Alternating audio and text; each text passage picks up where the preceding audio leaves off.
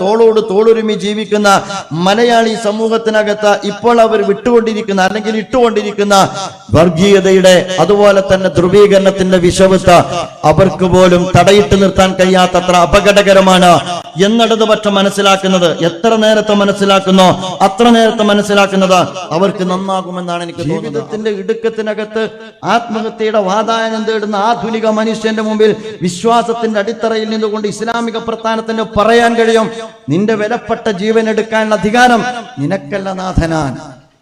അവനിൽ ഭരമേൽപ്പിക്കുക.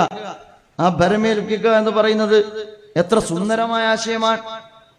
മനസ്സംഘർഷത്തിനകപ്പെട്ട് ജീവിതത്തിൽ പലപ്പോഴും ആളുകൾ ആത്മഹത്യയുടെ വഴി തേടുന്ന ഘട്ടത്തിൽ അവൻ അവലംബിക്കാൻ ഒരു നാഥനുണ്ടാവുക, വിളിച്ചു പ്രാർത്ഥിക്കാൻ ഒരു നാഥനുണ്ടാവുക, ഭാരമിറക്കി വെക്കാൻ ഒരു നാഥനുണ്ടാവുക, അവന്റെ മുമ്പിൽ സുജൂദ് ചെയ്തുകൊണ്ടെല്ലാം പറയുക. ഈ ഏകദൈവ വിശ്വാസത്തിന്റെ അടിത്തറകളിൽ നിന്നുകൊണ്ട് വ്യക്തിയെയും കുടുംബത്തെയും സമൂഹത്തെയും രാഷ്ട്രക്രമത്തെയും ദൈവിക ദർശനത്തിന്റെ അടിത്തറയിൽ മൂല്യവത്തായ ഒരു അടിത്തറയിൽ പുനഃസംവിധാനിക്കുന്ന സുന്ദരമായ ആശയത്തിന്റെ സുന്ദരമായ പേരാണ് ഇസ്ലാം. അൽഹംദുലില്ലാഹി റബ്ബിൽ ആലമീൻ വസ്സലാത്തു വസ്സലാമു അലാ റസൂലിഹിൽ അമീൻ വഅലാ ആലിഹി വസഹ്ബിഹി അജ്മഈൻ അമ്മാ ബഅദ്. റബ്ബി ഇശ്റഹ് ലി സദ്രി വയസ്സിർ ലി അംരി വഹ്ലുൽ ഉഖ്ദതം മിൻ ലിസാനി യഫ്ഖഹു ഖൗലി. വേദിയിലിരിക്കുന്ന ആദരണീയനായ അധ്യക്ഷൻ, ജമാഅത്തെ ഇസ്ലാമി കാസർഗോഡ് ജില്ലാ പ്രസിഡന്റ് വി.എൻ. ഹാരിസ് സാഹിബ്, ജമാഅത്തെ ഇസ്ലാമി വനിതാ വിഭാഗം സംസ്ഥാന സെക്രട്ടറി റുക്സാന സാഹിബ, വേദിയിലിരിക്കുന്ന മറ്റു ആദരണീയരായ നേതാക്കളെ, സ്നേഹം നിറഞ്ഞ സഹോദരി സഹോദരന്മാരെ, ഇസ്ലാമിക പ്രസ്ഥാനം കേരളീയ സമൂഹത്തിൽ ഒരു മാസത്തിലേറെയായി ആശയ സംവാദത്തിന്റെ പുതിയ അന്തരീക്ഷം രൂപപ്പെടുത്തിയെടുക്കുകയും ഇസ്ലാം എന്ന തലക്കെട്ടിൽ നിന്നുകൊണ്ട് സമൂഹത്തിലെ വ്യത്യസ്തമായ ധാരകളിൽപ്പെട്ട ആളുകളോട് വളരെ സൗഹാർദ്ദത്തിന്റെ അന്തരീക്ഷത്തിൽ ആശയവിനിമയം നടത്തി വരികയുമാണ്. വിദ്യാർത്ഥികളോട്, യുവാക്കളോട്, സ്ത്രീകളോട്, മാധ്യമ പ്രവർത്തകരോട്, സഹോദര സമുദായത്തിൽപ്പെട്ട ആളുകളോട് എല്ലാം ഇസ്ലാം എന്ന ആശയത്തെ മുൻനിർത്തിക്കൊണ്ടുള്ള ആശയവിനിമയം ജമാഅത്തെ ഇസ്ലാമി നടത്തി വരികയാണ്. ആ ആശയവിനിമയത്തിൽ ജമാഅത്തെ ഇസ്ലാമി അഭിമുഖീകരിക്കുന്ന ചില വിഷയങ്ങളിലേക്കാണ് ഈ പ്രോഗ്രാമിന്റെ തലക്കെട്ട് വെളിച്ചം വീശുന്നത്. എന്തുകൊണ്ട് ഈ സന്ദർഭത്തിൽ ഇസ്ലാം എന്ന തലവാചകത്തിൽ നിന്നുകൊണ്ട് സമൂഹത്തിലെ ചില ആശയങ്ങളെ ജമാഅത്തെ ഇസ്ലാമി അഭിമുഖീകരിക്കുന്നു എന്ന് ചോദിച്ചാൽ, ആ ആശയധാര സമൂഹത്തിനകത്ത് മാനവവിരുദ്ധവും അതോടൊപ്പം തന്നെ ഇസ്ലാം വിരുദ്ധവുമായ ഒരുപാട് അപകടകരമായ പ്രവണതകളെ വളർത്തിയെടുക്കുന്നു എന്നുള്ളത് കൊണ്ടാണ്. നമുക്കെല്ലാവർക്കും അറിയാം, ഇസ്ലാം അല്ലെങ്കിൽ മുസ്ലിം എന്ന് പറയുമ്പോൾ വളരെ കൃത്യമായ ഒരടിത്തറയിൽ നിന്നുകൊണ്ട്, ലാ ഇലാഹ ഇല്ലല്ലാഹ് എന്ന ആദർശത്തിന്റെ അടിത്തറയിൽ നിന്നുകൊണ്ട് ചരിത്രത്തിലുടനീളം അതത് സമൂഹത്തിനകത്ത് സവിശേഷമായ ദൗത്യം നിർവഹിച്ചു കൊണ്ടിരിക്കുന്ന ഒരു സംഘത്തിന്റെ പേരാണ് 1,24,000 പരം വരുന്ന പ്രവാചകന്മാർ ചരിത്രത്തിൽ ആ ധർമ്മം എല്ലാ ജനവിഭാഗത്തിനകത്തും നിർവഹിച്ചു പോന്നിട്ടുണ്ട്. വലഖദ് ബഅസ്നാ ഫീ കുല്ലി ഉമ്മത്തിൻ റസൂലൻ മിൻഹും അൻ യഅ്ബുദുല്ലാഹ വജ്തനിബുത് താഗൂത്ത്. ദൈവേതര ശക്തികളെ വെടിഞ്ഞുകൊണ്ട് ദൈവത്തിന് വഴിപ്പെട്ട് ജീവിക്കുന്ന ഒരു ജനതയുടെ നിർമ്മതി ആഗ്രഹിച്ചുകൊണ്ട് എല്ലാ ജനവിഭാഗത്തിനിടയിലും അല്ലാഹു സുബ്ഹാനഹു വ തആല പ്രവാചകന്മാരെ നിയോഗിച്ചിട്ടുണ്ട് എന്ന് വിശുദ്ധ ഖുർആൻ നമ്മോട് പഠിപ്പിക്കുന്നുണ്ട്. വഇൻ മിൻ ഉമ്മത്തിൻ ഇല്ലാ ഖലാ ഫിഹാ നദീർ. ഒരു മുന്നറിയിപ്പുകാരന്റെ നിയോഗമില്ലാതെ ഒരു ജനതയും കഴിഞ്ഞു പോയിട്ടില്ല എന്നതും ഇസ്ലാം നമുക്ക് നൽകുന്ന അധ്യാപനമാണ്. അതുകൊണ്ട് ആദ്യ പിതാവായ ആദം നബി അലൈഹി സ്വലാത്തു വസ്സലാം തൊട്ട് നാം ഈ ജീവിക്കുന്ന ജനസമൂഹം വരെ എത്തി നിൽക്കുന്ന ചരിത്രത്തിലുടനീളം ഇസ്ലാമിനെ പ്രതിനിധീകരിച്ചുകൊണ്ടുള്ള ഒരു സംഘത്തെ നമുക്ക് വായിച്ചെടുക്കുവാൻ കഴിയുന്നതാണ്. അവർ ഇസ്ലാമിന്റെ പ്രതിനിധാനം നിർവഹിച്ചവരാണ്, ഇസ്ലാമിന്റെ പ്രബോധനം നിർവഹിച്ചവരാണ്. എല്ലാ കാലഘട്ടത്തിലും ഇസ്ലാമുമായി ബന്ധപ്പെട്ട നിരവധി വെല്ലുവിളികളെ അഭിമുഖീകരിക്കുകയും അതിജീവിക്കുകയും ചെയ്തവരാണ്. പുതിയ കാലഘട്ടത്തിൽ ഇസ്ലാമുമായി ബന്ധപ്പെട്ട് ഉയർന്നു വരുന്ന വെല്ലുവിളികളെ പ്രവാചകന്മാരുടെ പാത അനുധാവനം ചെയ്തുകൊണ്ട് ഇസ്ലാമിന്റെ പ്രതിനിധാനം നിർവഹിക്കുന്ന ഇസ്ലാമിക പ്രസ്ഥാനം എന്ന നിലയിൽ അഭിമുഖീകരിക്കുവാൻ ജമാഅത്തെ ഇസ്ലാമി ബാധ്യസ്ഥമാണ്. അതുകൊണ്ടാണ് ചരിത്രത്തിൽ പ്രവാചകന്മാരും സാമൂഹ്യ പരിഷ്കർത്താക്കളും അതത് കാലഘട്ടത്തിലെ ജാഹിലിയ പ്രവണതകളെ അഭിമുഖീകരിച്ചതുപോലെ ഈ കാലഘട്ടത്തിലെ പ്രകൃതി വിരുദ്ധവും മനുഷ്യവിരുദ്ധവും അതോടൊപ്പം തന്നെ ഈ കാലഘട്ടത്തിൽ ദൈവീക ദർശനത്തിനെതിരിലുമുള്ള മുഴുവൻ രാഷ്ട്രീയധാരയെ മുൻനിർത്തിക്കൊണ്ടുള്ള ഇത്തരമൊരു സംവാദം ജമാഅത്തെ ഇസ്ലാമി ആരംഭിച്ചു കഴിഞ്ഞിരിക്കുന്നത്. ഇസ്ലാമിക പ്രസ്ഥാനത്തിന്റെ ആശയവിനിമയത്തിന്റെ രീതിയിൽ സമാധാനപരമാണ്, ജനാധിപത്യപരമാണ്, പരസ്പരം അങ്ങോട്ടും ഇങ്ങോട്ടും പങ്കുവെക്കുവാൻ സ്വാതന്ത്ര്യം അനുവദിക്കപ്പെട്ടുകൊണ്ടുള്ളതാണ്. ഏകപക്ഷീയമായി മറ്റു കാഴ്ചപ്പാടുകൾ നിരാകരിക്കുന്ന ഒരു ദർശനമല്ല ഇസ്ലാം. അതുകൊണ്ട് തന്നെ ജമാഅത്തെ ഇസ്ലാമിയും അങ്ങനെയല്ല. ഇവിടെ നമുക്കറിയാം, പുതിയ കാലഘട്ടത്തിന്റെ ഏറ്റവും വലിയ പ്രത്യേകത ഇസ്ലാം ചർച്ച ചെയ്യപ്പെടുന്ന കാലമാണ്. ലോകത്തങ്ങനെയാണ്, രാജ്യത്തങ്ങനെയാണ്, നമ്മുടെ സംസ്ഥാനത്തും അങ്ങനെയാണ്. മുസ്ലിം സമൂഹം ഇന്ന് ചർച്ച ചെയ്യപ്പെടുന്ന ഒരു കമ്മ്യൂണിറ്റിയാണ്. അതും ആഗോള പ്രതിഭാസം അങ്ങനെ തന്നെയാണ്. നമ്മുടെ കൊച്ചു കേരളത്തിലും അങ്ങനെയാണ്. ഇസ്ലാമും മുസ്ലിം സമൂഹവും ചർച്ച ചെയ്യപ്പെടുന്നത് എങ്ങനെ എന്ന് ചോദിച്ചാൽ വളരെ നെഗറ്റീവായ സ്വഭാവത്തോടു കൂടി ഉള്ളതാണ് ആ ചർച്ച എന്നും നമുക്കറിയാവുന്നതാണ്. മുസ്ലിം കമ്മ്യൂണിറ്റിയെ അപരവൽക്കരിക്കുക എന്ന ലക്ഷ്യം വെച്ചുകൊണ്ടാണ് ആഗോളതലത്തിൽ ഈ ചർച്ച ആരംഭം കുറിച്ചിട്ടുള്ളത്. അതിനെയാണ് നമ്മൾ ഇസ്ലാമോഫോബിയ എന്ന് പേരിട്ട് വിളിക്കുന്നത്. ഇസ്ലാം പേടി വളർത്തുക, ലോകത്തിന്റെ മുമ്പിൽ അതൊരാഗോള അജണ്ടയായി ലോകത്ത് തന്നെ സാമ്രാജ്യത്വവും സൈനിസവും അത് ഏറ്റെടുത്ത് ഭംഗിയായി നടത്തിക്കൊണ്ടിരിക്കുന്നുണ്ട്. അത് ആഗോളതലത്തിൽ മുസ്ലിം കമ്മ്യൂണിറ്റിയുടെ ജീവിതത്തിന്റെ സുരക്ഷയെ തന്നെ ബാധിക്കുന്ന സ്വഭാവത്തിൽ വെല്ലുവിളി ഉയർത്തിക്കൊണ്ടിരിക്കുന്നുമുണ്ട്. നമ്മുടെ രാജ്യത്തും അത്തരത്തിലുള്ള പ്രവണത ശക്തമാണ്. സംഘപരിവാറിന്റെ നേതൃത്വത്തിലാണ് ഇസ്ലാമോഫോബിയ വളർത്തിക്കൊണ്ടിരിക്കുന്നത്. ഇസ്ലാമിനെതിരെ ഹേറ്റ് ഉൽപ്പാദിപ്പിക്കുന്ന, മുസ്ലിം കമ്മ്യൂണിറ്റിയെ അപരവൽക്കരിച്ചുകൊണ്ടിരിക്കുന്ന അപകടകരമായ പ്രവണത ഒരു ഗവൺമെന്റിന്റെ പദ്ധതിയായി അവതരിപ്പിക്കപ്പെട്ടുകൊണ്ടിരിക്കുന്ന കാലത്താണ് നമ്മൾ ജീവിച്ചുകൊണ്ടിരിക്കുന്നത്. ഓരോ ദിവസവും അതുമായി ബന്ധപ്പെട്ട വെറുപ്പ് ഉൽപ്പാദിപ്പിച്ചുകൊണ്ടിരിക്കുന്ന മുസ്ലിം കമ്മ്യൂണിറ്റിയുടെ ജീവിതവുമായി ബന്ധപ്പെട്ട സുരക്ഷയെ അപകടപ്പെടുത്തിക്കൊണ്ടിരിക്കുന്ന ഒരുപാട് ഇടപെടലുകൾ ഇന്ത്യ രാജ്യത്തെ ഉത്തരവാദപ്പെട്ട ഭരണകൂടത്തിന്റെ പ്രതിനിധികളുടെ ഭാഗത്ത് നിന്ന് ലോകം ഇന്ന് അല്ലെങ്കിൽ രാജ്യം ഇന്ന് അഭിമുഖീകരിച്ചു കൊണ്ടിരിക്കുന്നുണ്ട്. അതിലേറ്റവും അവസാനത്താണതാണ് എന്ന് പറഞ്ഞുകൂടാ. നമ്മുടെ മുമ്പിൽ ഇപ്പോഴുള്ളതാണ് ഹരിദ്വാറിൽ നിന്ന് ഉണ്ടായ പ്രസ്താവന എന്ന് നിങ്ങൾക്കറിയാവുന്നതാണ്. അത്യന്തം പ്രകോപനകരമായ ഒരു പ്രസ്താവന. മുസ്ലിം സമൂഹവുമായി ബന്ധപ്പെട്ട വംശഹത്യക്ക് പുതിയ ആയുധം തേടാൻ ഈ രാജ്യത്തെ പൗരന്മാരോട് മുസ്ലിം കമ്മ്യൂണിറ്റിക്കെതിരെ ആയുധമേന്താൻ ആഹ്വാനം ചെയ്തുകൊണ്ടുള്ള പ്രസ്താവന. അതിന് ചുവടൊപ്പിച്ചുകൊണ്ട് കേരളീയ സമൂഹത്തിനകത്ത് ഒരുപാട് കാലങ്ങളായി ഇത്തരത്തിലുള്ള ചെറു പ്രവണതകൾ സംഘപരിവാറിന്റെ ഭാഗത്ത് നിന്ന് ആരംഭിച്ചിട്ടുണ്ട്. പക്ഷേ കേരളത്തിന്റെ പ്രബുദ്ധത കൊണ്ട്, കേരളത്തിന്റെ സഹവർത്തിത്വം കൊണ്ട്, കേരളത്തിന്റെ സാഹോദര്യ മനോഭാവം കൊണ്ട്, കേരളത്തിന്റെ പാരമ്പര്യം കൊണ്ട്, ശരിയും തെറ്റുമായ ഒരുപാട് പാരമ്പര്യങ്ങൾ കേരളത്തിലുണ്ട് എന്ന് നിങ്ങൾക്കറിയാം. മുസ്ലിം കമ്മ്യൂണിറ്റിയുമായി ബന്ധപ്പെട്ട കേരളത്തിന്റെ പാരമ്പര്യം ശരിയായ ഇസ്ലാമിക പ്രതിനിധാനത്തിന്റെ കൂടി പാരമ്പര്യമാണ്. സാമ്രാജ്യത്വ വിരുദ്ധതയുടെ പാരമ്പര്യമാണ്.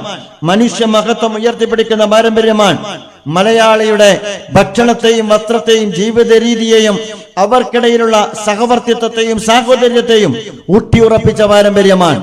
അതുകൊണ്ട് തന്നെ സംഘപരിവാറിന്റെ ഭാഗത്ത് നിന്ന് പലപ്പോഴായി മുസ്ലിം സമുദായവുമായി ബന്ധപ്പെട്ട് രൂപപ്പെടുത്തിയെടുത്ത ഒരുപാട്, അവരുടെ ഉലയിൽ ഊതിക്കാച്ചിയെടുത്ത ഒരുപാട് നുണപ്രചരണങ്ങൾ കേരളീയ സമൂഹത്തിനകത്ത് അവർക്ക് വിജയിപ്പിച്ചെടുക്കാൻ കഴിഞ്ഞിട്ടുണ്ടായിരുന്നില്ല. ഇടക്കാലത്ത് അത്തരത്തിലുള്ള സംഘപരിവാറിന്റെ പ്രചരണങ്ങളെ ഏറ്റെടുക്കുവാൻ ചില ആളുകൾ മുന്നോട്ട് വന്നു. ഭരണകൂടം അതിന് ഏതോ അർത്ഥത്തിൽ വഴിമരുന്നിട്ട് കൊടുക്കുന്ന സമീപനം സ്വീകരിച്ചു. ഇത് ജമാഅത്തെ ഇസ്ലാമിയെ മാത്രം ബാധിക്കുന്ന പ്രശ്നമല്ല, ഇത് ഈ മുസ്ലിം സമുദായത്തെ മാത്രം ബാധിക്കുന്ന പ്രശ്നവുമല്ല, ഇത് കേരളത്തെ ബാധിക്കുന്ന പ്രശ്നമാണ്. കേരളത്തിലെ മുഴുവൻ ജനവിഭാഗത്തെയും ബാധിക്കുന്ന പ്രശ്നമാണ്. കേരളത്തിന്റെ സാഹോദര്യത്തെയും സഹവർത്തിത്വത്തെയും സൗഹൃദ അന്തരീക്ഷത്തെയും ബാധിക്കുന്ന പ്രശ്നമാണ്. അതുകൊണ്ടാണ് ജമാഅത്തെ ഇസ്ലാമിയുടെ ഭാഗത്ത് നിന്ന് മലയാളി സമൂഹത്തിനകത്ത് കാത്തുസൂക്ഷിക്കപ്പെട്ടുകൊണ്ടിരിക്കുന്ന സൗഹൃദാന്തരീക്ഷത്തെ പോലും തകർക്കുന്ന വിധത്തിൽ ശക്തിപ്പെട്ടുകൊണ്ടിരിക്കുന്ന ഇസ്ലാമോഫോബിയയുമായി ബന്ധപ്പെട്ട നീക്കത്തെ ചെറുക്കുക എന്ന് ജമാഅത്തെ ഇസ്ലാമി തീരുമാനിച്ചത്. അത് ചെറുക്കണമെങ്കിൽ തുമ്പയെ തുമ്പ എന്ന് വിളിക്കണം.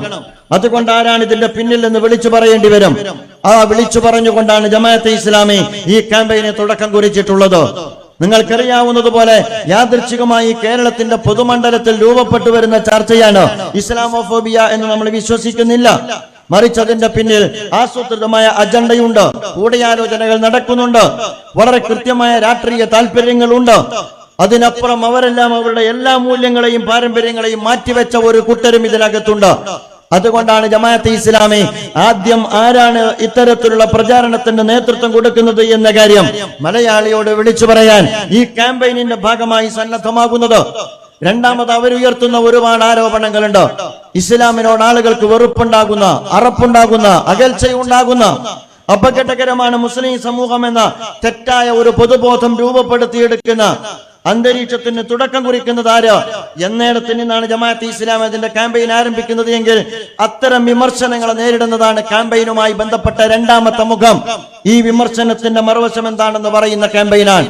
നമുക്കറിയാമല്ലോ ഇതിന്റെ പിന്നിൽ അല്ലെങ്കിൽ ഇതിന്റെ പിന്നിൽ നിലയുറപ്പിച്ചിരിക്കുന്നത് ഒന്ന് നിയോയത്തിസ്റ്റുകളാണ്. നിയോയത്തിസ്റ്റുകൾ എന്ന് പറയുമ്പോൾ അറിയാത്ത ഒരു നാമമല്ല, യുക്തിവാദികളാണ്. അതുപോലെ തന്നെ നിരീശ്വരവാദികളാണ്. ഇടമുറകിന്റെയോ അതല്ലെങ്കിൽ ആ അർത്ഥത്തിലുള്ള ആളുകളുടെയോ അല്ല, യുകെയുടെയോ ഒന്നുമല്ല, മറിച്ച് അതിനപ്പുറത്ത് പുതിയ യുക്തിവാദം, നവനാസ്തികത എന്ന് പേരിട്ട് വിളിക്കുന്നത് മുമ്പ് നാം കണ്ട് പരിചയിച്ച യുക്തിവാദത്തിൽ നിന്ന് വ്യത്യസ്തമാണ്. മുമ്പത്തെ യുക്തിവാദികളെ നമ്മൾ നേരിട്ടിട്ടുണ്ട്, നമ്മൾ ആശയ സംവാദം നടത്തിയിട്ടുണ്ട്. ഒരു കാര്യം ഞാൻ തുടക്കത്തിലേ പറയുന്നു, ജമാഅത്തെ ഇസ്ലാമി ഒരു ഏകശിലാ സാമൂഹ്യ സങ്കല്പത്തിൽ പ്രവർത്തിച്ചു കൊണ്ടിരിക്കുന്ന ഒരു പ്രസ്ഥാനമേ അല്ല. ഒരു സംസ്ഥാനത്തിനകത്ത് യുക്തിവാദികൾ ഉണ്ടാകും, മതേതരവാദികൾ ഉണ്ടാകും, മതസമൂഹം ഉണ്ടാവും, മതവിരുദ്ധരായ ആളുകളും ഒക്കെ ഉണ്ടാകും, വ്യത്യസ്ത മത കാഴ്ചപ്പാടുകൾ ഉള്ളവരുണ്ടാകും. അവരുമായെല്ലാം അതിനാണല്ലോ നമ്മൾ ബഹുസ്വരത എന്ന് പറയുന്നത്, അതിനാണല്ലോ നമ്മൾ ഡൈവേഴ്സിറ്റി എന്ന് പറയുന്നത്. ആ ഡൈവേഴ്സിറ്റിയെ മാനിക്കുന്ന ദർശനമാണ് ഇസ്ലാം. അതുകൊണ്ട് ജമാഅത്തെ ഇസ്ലാമിയെ സംബന്ധിച്ചിടത്തോളം യുക്തിവാദം എന്ന് പറയുന്നത്, നവനാസ്തികത എന്ന് പറയുന്നത് അപകടകരമാണ് എന്ന് ജമാഅത്ത് വിശ്വസിക്കുന്നില്ല. അതിനെ അഭിമുഖീകരിക്കുവാനുള്ള ഐഡിയോളജിക്കൽ സ്ട്രെങ്ത് ഇസ്ലാമിക പ്രസ്ഥാനത്തിനുള്ള കാലത്തോളം. പക്ഷേ പുതിയ നവനാസ്തികതയുടെ ഒരു പ്രത്യേകതയുണ്ട്. എന്നെ കേട്ടുകൊണ്ടിരിക്കുന്ന എന്റെ ഉമ്മമാരോട്, മുതിർന്നവരോട് ഞാൻ പറയുക, ഇത് നിങ്ങളുടെ കുട്ടികളുമായി കൂടി ചിന്തിക്കേണ്ട കാര്യമാണ്. പുതിയ കാലഘട്ടത്തിൽ പുതിയ വളർന്നു വരുന്ന തലമുറക്കകത്ത്, നമ്മുടെ യങ്സ്റ്റേഴ്സിനകത്ത്, അവരുടെ കയ്യിലുള്ള ഡിവൈസിനകത്ത്, അവരുടെ കയ്യിലുള്ള മൊബൈലിനകത്ത് ഇത്തരം ചിന്താധാരകളുടെ മലവെള്ളപ്പാച്ചിൽ നടന്നുകൊണ്ടിരിക്കുന്നു. അവരെ പലപ്പോഴും വഴിതെറ്റിക്കുന്ന ഒരുപാട് ക്വസ്റ്റ്യൻസ് അവരുടെ മനോനുകരങ്ങളിലേക്ക് എറിഞ്ഞിട്ട് കൊടുക്കുന്നു. ഇത് ആസൂത്രിതമായ നീക്കമാണ്, അല്ല എന്ന് പറയുക സാധ്യമല്ല. അതിൽ നവനാസ്തികർ മുമ്പിലാണ്. ആഗോളതലത്തിൽ തന്നെ രൂപപ്പെട്ടു വന്ന റിച്ചാർഡ് ഡോക്കിൻസിന്റെ ചിന്താധാരയിൽ നിന്ന് രൂപപ്പെട്ട, കേരളത്തിൽ രവിചന്ദ്രനെ പോലെയുള്ള ആളുകൾ നേതൃത്വം കൊടുത്തുകൊണ്ടിരിക്കുന്ന അപകടകരമായ ചിന്താധാര. അവർ യഥാർത്ഥത്തിൽ ഹൈന്ദവതയ്ക്കെതിരല്ല, അവർ ക്രൈസ്തവതയ്ക്കെതിരല്ല, അവർ സംഘപരിവാറിനെതിരല്ല, അവർ സാമ്രാജ്യത്വത്തിനെതിരല്ല, അവർ സയണിസത്തിനുമെതിരല്ല. പഴയ യുക്തിവാദത്തിന്റെ പ്രത്യേകത അതായിരുന്നില്ല. പഴയ യുക്തിവാദത്തിന്റെ പ്രത്യേകത അത് എല്ലാ മതങ്ങൾക്കും എതിരായിരുന്നു, മതയുക്തിയെ ചോദ്യം ചെയ്യുന്നതായിരുന്നു. ഇപ്പോഴത്തെ യുക്തിവാദത്തിന്റെ പ്രത്യേകത എന്ന് പറയുന്നത് ഇസ്ലാം വിരുദ്ധമായ ഒരു മനോഭാവത്തെ, മനോഘടനയെ വളർത്തുക എന്നുള്ളതാണ്, മുസ്ലിം വിരുദ്ധത പ്രചരിപ്പിക്കുക എന്നുള്ളതാണ്, മുസ്ലിം ഭീതി മലയാളത്തിന്റെ മണ്ണിൽ വളർത്തിയെടുക്കുക എന്നുള്ളതാണ്. ആ കാഴ്ചപ്പാടോടുകൂടിയാണ് കേരളീയ സമൂഹത്തിനകത്ത് ഇവർ പ്രവർത്തിച്ചു കൊണ്ടിരിക്കുന്നത് എന്ന് നിങ്ങൾക്ക് കാണാവുന്നതാണ്. രണ്ടാമത് ലിബറലിസ്റ്റുകളാണ്. നേരത്തെ സഹോദരി റുക്സാന സാഹിബയുടെ പ്രഭാഷണത്തിൽ അത് വന്നു കഴിഞ്ഞു. രണ്ടുപേരും മാത്രമല്ല, രണ്ടാമത് ലിബറലിസ്റ്റുകളാണ്. അവരെ സംബന്ധിച്ചിടത്തോളം വളരെ കൃത്യമാണ്. ഒരു നിയന്ത്രണവുമില്ലാത്ത ഒരു സമൂഹത്തിന്റെ സൃഷ്ടിയാണ് അവർ ആഗ്രഹിക്കുന്നത്. നിയന്ത്രണങ്ങൾ ഉണ്ടാകാൻ പാടില്ല. നിങ്ങൾ ആലോചിച്ചു നോക്കുക, നിയന്ത്രണമില്ലാത്ത ഒരു ലോകത്തെ കുറിച്ച് നിങ്ങൾക്ക് ചിന്തിക്കാൻ സാധ്യമാണോ? ലോകഘടന നിയന്ത്രിതമാണ്, വ്യവസ്ഥാപിതമാണ്, ചിട്ടപ്പെട്ടതാണ്. ആകാശഗോളങ്ങളെ കുറിച്ച് ഖുർആൻ പറയുന്നുണ്ട്, വശംസു തജ്രി ലിമുസ്തഖറിൻ ലഹാ ദാലിക തഖ്ദീറുൽ അസീസുൽ അലീം വൽ ഖമറ ഖദ്ദർനാഹു മനാസില ഹത്താ ആദ കൽഉർജൂനിൽ ഖദീം ലശംസു യംബഈ ലഹാ അൻ തുദ്രികൽ ഖമറ വലൽ ലൈലു സാബിഖുൻ നഹാർ വകുല്ലും ഫീ ഫലകി യസ്ബഹൂൻ. ആകാശഗോളങ്ങളെ കുറിച്ച്, സൂര്യനെ കുറിച്ച്, ചന്ദ്രനെ കുറിച്ച് വിശുദ്ധ ഖുർആൻ പറയുന്നുണ്ട്. ചിട്ടപ്പെടുത്തപ്പെട്ട ഭ്രമണപഥത്തിലൂടെ കറങ്ങിക്കൊണ്ടിരിക്കുന്ന കോടാനുകോടി ഗോളങ്ങൾ. അവിടെയാണ് ഈ പ്രപഞ്ചത്തിന്റെ ഘടന വ്യവസ്ഥാപിതമായി മുന്നോട്ട് പോയിക്കൊണ്ടിരിക്കുന്നത്. ഈ പ്രപഞ്ചത്തിന്റെ താളം രൂപപ്പെടുത്തപ്പെട്ടുകൊണ്ടിരിക്കുന്നത്. ഇതിനൊരു വ്യവസ്ഥയുണ്ടാകുന്നത് ആ വ്യവസ്ഥാപിതമായ സാമൂഹ്യ ചുറ്റുപാടിനകത്ത്, അല്ലെങ്കിൽ പ്രാപഞ്ചിക വ്യവസ്ഥക്കനുസരിച്ച് അകത്ത് മനുഷ്യ സമൂഹത്തെ സംബന്ധിച്ചിടത്തോളം അത്തരം ഒരു സിസ്റ്റത്തിനകത്ത് ജീവിതത്തിനൊരു വ്യവസ്ഥ ഉണ്ടാകേണ്ടതാണ്. ആ വ്യവസ്ഥ പൊളിക്കുന്നതാണ് ലിബറലിസം എന്ന് പറയുന്നത്. നേരത്തെ ഇവിടെ വളരെ വിശദമായി പറഞ്ഞു, സമൂഹത്തിന്റെ നിയന്ത്രണമില്ലാത്ത, അതുപോലെ തന്നെ മതത്തിന്റെ നിയന്ത്രണമില്ലാത്ത, ഒരു നിയന്ത്രണവുമില്ലാത്ത സർവതന്ത്ര സ്വതന്ത്രമായ ഒരു സമൂഹത്തെ സൃഷ്ടിക്കുക. സ്വന്തം ശരീരത്തിന്റെ ഉടമസ്ഥാവകാശം എനിക്കാണ് എന്ന സ്വാതന്ത്ര്യ പ്രഖ്യാപനമാണ് യഥാർത്ഥത്തിൽ ഇത് സമൂഹത്തിന് നൽകുന്നത്. നാം ഈ പുതിയ വർഷം ആരംഭിക്കുമ്പോൾ തെരുവോരങ്ങളിൽ നമ്മൾ കണ്ടതാണ് മദ്യത്തിന്റെ, മയക്കുമരുന്നിന്റെ, അതുപോലെ തന്നെ ആൺപെൺ വ്യത്യാസമില്ലാത്ത ആടിത്തുമിറുക്കുന്ന ഒരു പുതിയ ജനറേഷന്റെ അരങ്ങേറ്റം നമ്മുടെ മലയാളി സമൂഹത്തിൽ നമുക്ക് ഇപ്പോൾ ദർശിക്കാവുന്നതാണ്. വൈകുന്നേരങ്ങളായാൽ പലപ്പോഴും ജനനിബിഡമാകുന്ന, അതുപോലെ തന്നെ വലിയ വലിയ ഹോട്ടലുകൾക്ക് മുകളിൽ കണ്ടുകൊണ്ടിരിക്കുന്ന, പലപ്പോഴും ഇത്തരത്തിലുള്ള എല്ലാ അർത്ഥത്തിലുമുള്ള ആടിത്തിമിറുക്കുന്ന ഒരു ജനറേഷൻ എന്ന് പറയുന്നത് അതിന്റെ സൂചനയാണ്. ഈ പറയപ്പെട്ട ലിബറലിസത്തിലേക്കാണ് നമ്മുടെ ഗവൺമെന്റ് കൂടി യഥാർത്ഥത്തിൽ പാലം വെച്ചു കൊടുക്കുന്നത്. നേരത്തെ ഇവിടെ സൂചിപ്പിച്ചു, അതാണ് നമുക്കിടയിൽ ഇന്ന് ചർച്ച ചെയ്യപ്പെട്ടുകൊണ്ടിരിക്കുന്ന ജെൻഡർ ന്യൂട്രാലിറ്റിയുമായി ബന്ധപ്പെട്ട, ജെൻഡർ ഇക്വാലിറ്റിയുമായി ബന്ധപ്പെട്ട ചർച്ച എന്ന് പറയുന്നത്. നമ്മളെ സംബന്ധിച്ചിടത്തോളം അത് ഒരിക്കലും അതൊരു യൂണിഫോമിന്റെ പ്രശ്നമല്ല. ചില ആളുകൾ അങ്ങനെ അതിനെക്കുറിച്ച് പറയുന്നുണ്ട്. അതൊരു യൂണിഫോമിന്റെ പ്രശ്നമാണ്. എന്താ പെൺകുട്ടികൾക്ക് ആൺകുട്ടികളുടെ വസ്ത്രം, അല്ലെങ്കിൽ പെൺകുട്ടികൾ പാന്റും ഷർട്ടും ധരിച്ചാൽ എന്താ എന്ന് ചോദിക്കുന്ന ചോദ്യം കൊണ്ട് തീരുന്നതാണോ സുഹൃത്തുക്കളെ? അത് യഥാർത്ഥത്തിൽ ന്യൂട്രൽ ആവുക എന്ന് പറയുന്നതാണ്. മനുഷ്യന്റെ ലിംഗഭേദത്തെ നിരാകരിക്കുക എന്ന് പറയുന്നതാണ്. ആരാണ് നിന്റെ കുട്ടി എന്ന് ചോദിച്ചാൽ, ഒരു പക്ഷേ നമുക്ക് പലപ്പോഴും കുഞ്ഞ് ജനിച്ചാൽ പ്രസവ റൂമിൽ നിന്ന് നമുക്ക് വിവരം കിട്ടും എന്ത് കുട്ടിയാൻ, ആൺകുട്ടിയാൻ, പെൺകുട്ടിയാൻ. അത് അവരുടെ ശാരീരിക ഘടന വെച്ചുകൊണ്ട് തീരുമാനിക്കാറുള്ള കാര്യമാണ്. അത്തരം തീരുമാനം എടുക്കരുത് എന്നാണ് പറയുന്നത്. ഒരുപക്ഷെ ശാരീരികമായി പെണ്ണായ ഒരാൾക്ക് ആണാകുവാനും, ആണായ ഒരാൾക്ക് പെണ്ണാകുവാനുമുള്ള അനുവാദം നൽകപ്പെടേണ്ടതുണ്ട് എന്ന അരാജകത്വവാദമാണ് യഥാർത്ഥത്തിൽ ഈ ഭാഗത്ത് ലിബറലുകളുടെ ഭാഗത്ത് നിന്ന് വന്നുകൊണ്ടിരിക്കുന്നത്. ജമാഅത്തെ ഇസ്ലാമി അതിനോട് വിയോജിക്കുന്നു എന്നുള്ളതാണ്. ഇസ്ലാം വിയോജിക്കുന്നത് കൊണ്ടാണ്. ഇസ്ലാമിനെ സംബന്ധിച്ചിടത്തോളം ആളുകളുടെ ലിംഗഭേദത്തെ അംഗീകരിക്കുന്ന ദർശനമാണ്. ജെൻഡർ ജസ്റ്റിസിനെ കുറിച്ച് സംസാരിക്കുന്ന ദർശനമാണ്. ആ അർത്ഥത്തിലാണ് ഇസ്ലാമിക പ്രസ്ഥാനത്തിന്റെ ഭാഗത്ത് നിന്ന് ഈ നീക്കം ലിബറലുകൾക്ക് ഈ കാലഘട്ടത്തിൽ സാമൂഹ്യ ജീവിതത്തെ അരാജകത്വത്തിലേക്ക് നയിക്കുന്നതിന് അവസരമൊരുക്കുന്ന നീക്കമാണ് എന്ന് പറയുന്നത്. നമ്മുടെ വിദ്യാഭ്യാസ മന്ത്രി പറഞ്ഞത് നിങ്ങൾ ശ്രദ്ധിച്ചിട്ടുണ്ടാകും. വിദ്യാഭ്യാസ മന്ത്രി പറഞ്ഞത് എന്താ? വളരെ ലളിതമായി അദ്ദേഹം പറഞ്ഞു, ആണും പെണ്ണും ഒരുമിച്ചിരിക്കുന്ന വിദ്യാഭ്യാസ സംവിധാനത്തെ ഗവൺമെന്റ് പ്രോത്സാഹിപ്പിക്കുമെന്ന്. അതാണോ രാജ്യത്തിന്റെ പ്രശ്നം? അതാണോ കേരളത്തിന്റെ പ്രശ്നം? ആണും പെണ്ണും ഒരുമിച്ചിരിക്കാത്തത് കൊണ്ട് തീരുന്നതാണോ കേരളം ഇന്ന് അഭിമുഖീകരിക്കുന്ന വിഷയം?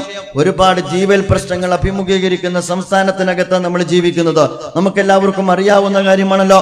ഒരുപാട് ചാരിറ്റി പ്രവർത്തകർ ഒരുമിച്ചിരുന്നിട്ടും അടിസ്ഥാന ആവശ്യങ്ങൾ നിർവഹിക്കാൻ കഴിയാത്ത സംസ്ഥാനത്തിനകത്ത് നമ്മൾ ജീവിക്കുന്നത്. 2 ഫ്ലഡിന്റെയും ഒരു കൊറോണയുടെയും അത് കഴിഞ്ഞിട്ടുള്ള കോവിഡിന്റെ ഏറ്റവും അവസാനത്തെ പുതിയ അവതാരത്തിന്റെയും അപകടത്തെ അഭിമുഖീകരിക്കാൻ കഴിയാത്ത സംസ്ഥാനമാണ് കേരളം എന്ന് പറയുന്നത്. ആ ഒരു ഘട്ടത്തിലാണ് അങ്ങനെയുള്ള ഒരുപാട് പ്രതിസന്ധികൾ അഭിമുഖീകരിക്കുന്ന കേരളത്തിനകത്ത് നിന്ന് വന്നുകൊണ്ടാണ് ഒരു ഉത്തരവാദപ്പെട്ട വിദ്യാഭ്യാസ മന്ത്രി സംസാരിക്കുന്നത്.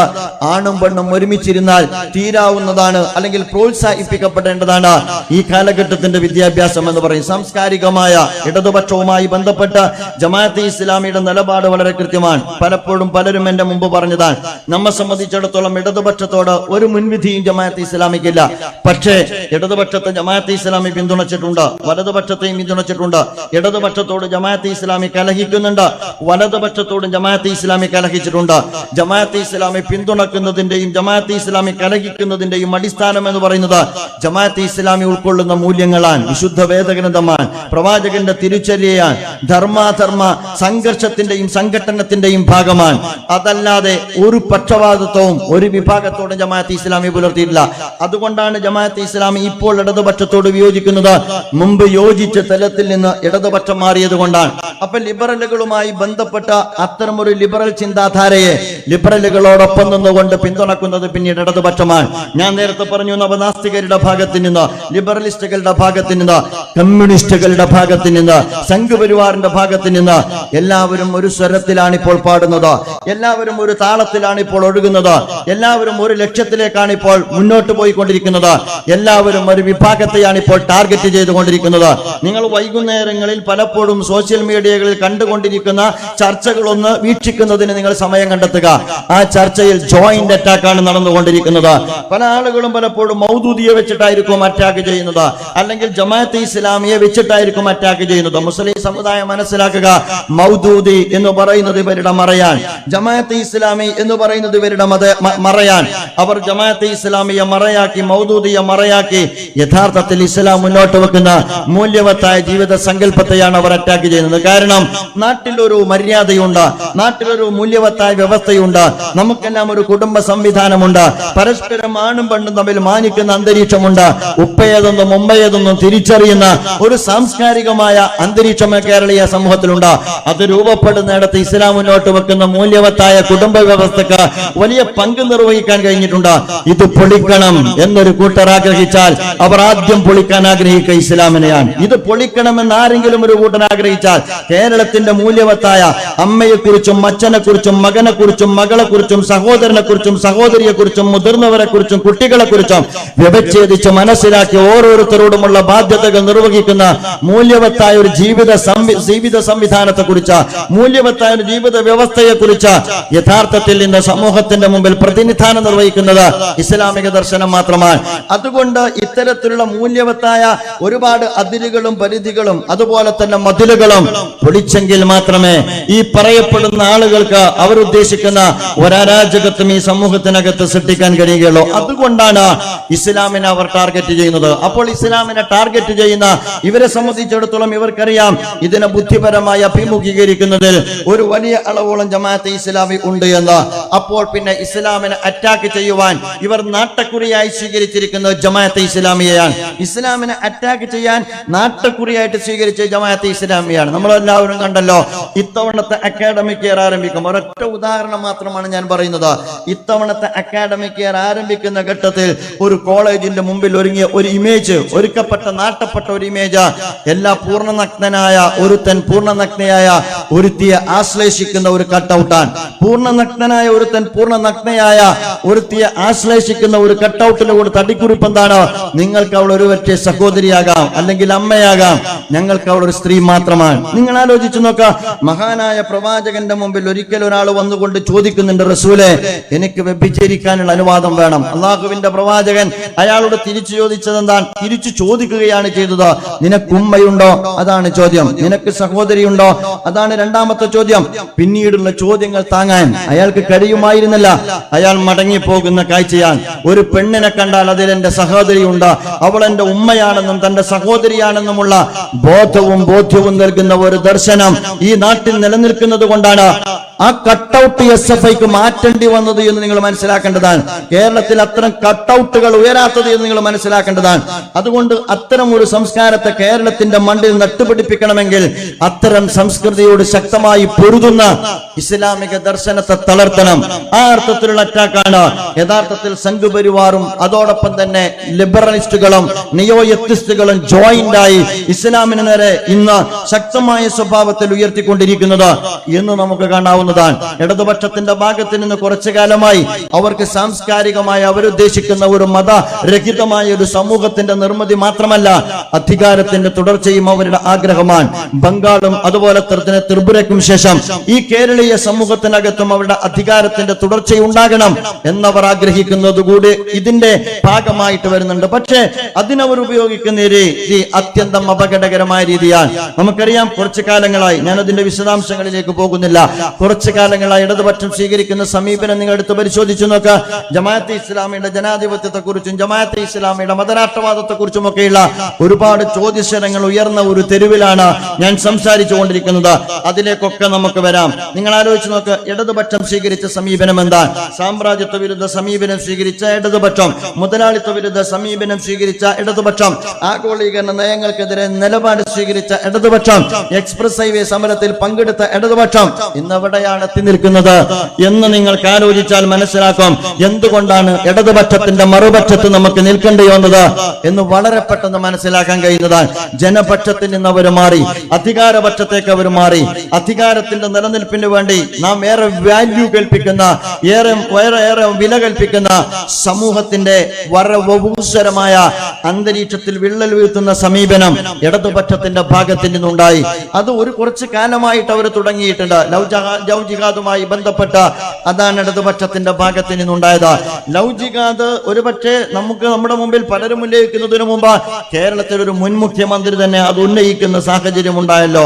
കണ്ടമാനം പ്രണയിച്ച് വിവാഹം കഴിച്ച, എന്നിട്ട് കുട്ടികളുണ്ടായി. കേരളത്തിന്റെ ജനസംഖ്യ തന്നെ ഭൂരിപക്ഷ മുസ്ലിങ്ങൾക്ക് ആധിപത്യമുള്ള ഒരു അവസ്ഥയിലേക്ക് പോകുന്നു എന്ന് കേരളത്തിൽ ആദ്യം പറഞ്ഞത് ആരാ? ഒരു മുഖ്യമന്ത്രിയാണ് പറഞ്ഞത്. തിരുത്തിയോ? അത് തിരുത്തിയിട്ടില്ല. അത് കഴിഞ്ഞ് NRCCA സമരം നടന്ന ഒരു ഘട്ടത്തിൽ കേരളത്തിന്റെ തന്നെ അടുത്ത മുഖ്യമന്ത്രി, ഞാൻ പറയുന്നത് ഇടതുപക്ഷം പിന്നിട്ട് നാൾ വഴികളൊന്ന് പരിശോധനയ്ക്ക് വിധേയമാക്കുന്നത് നല്ലതാണ്.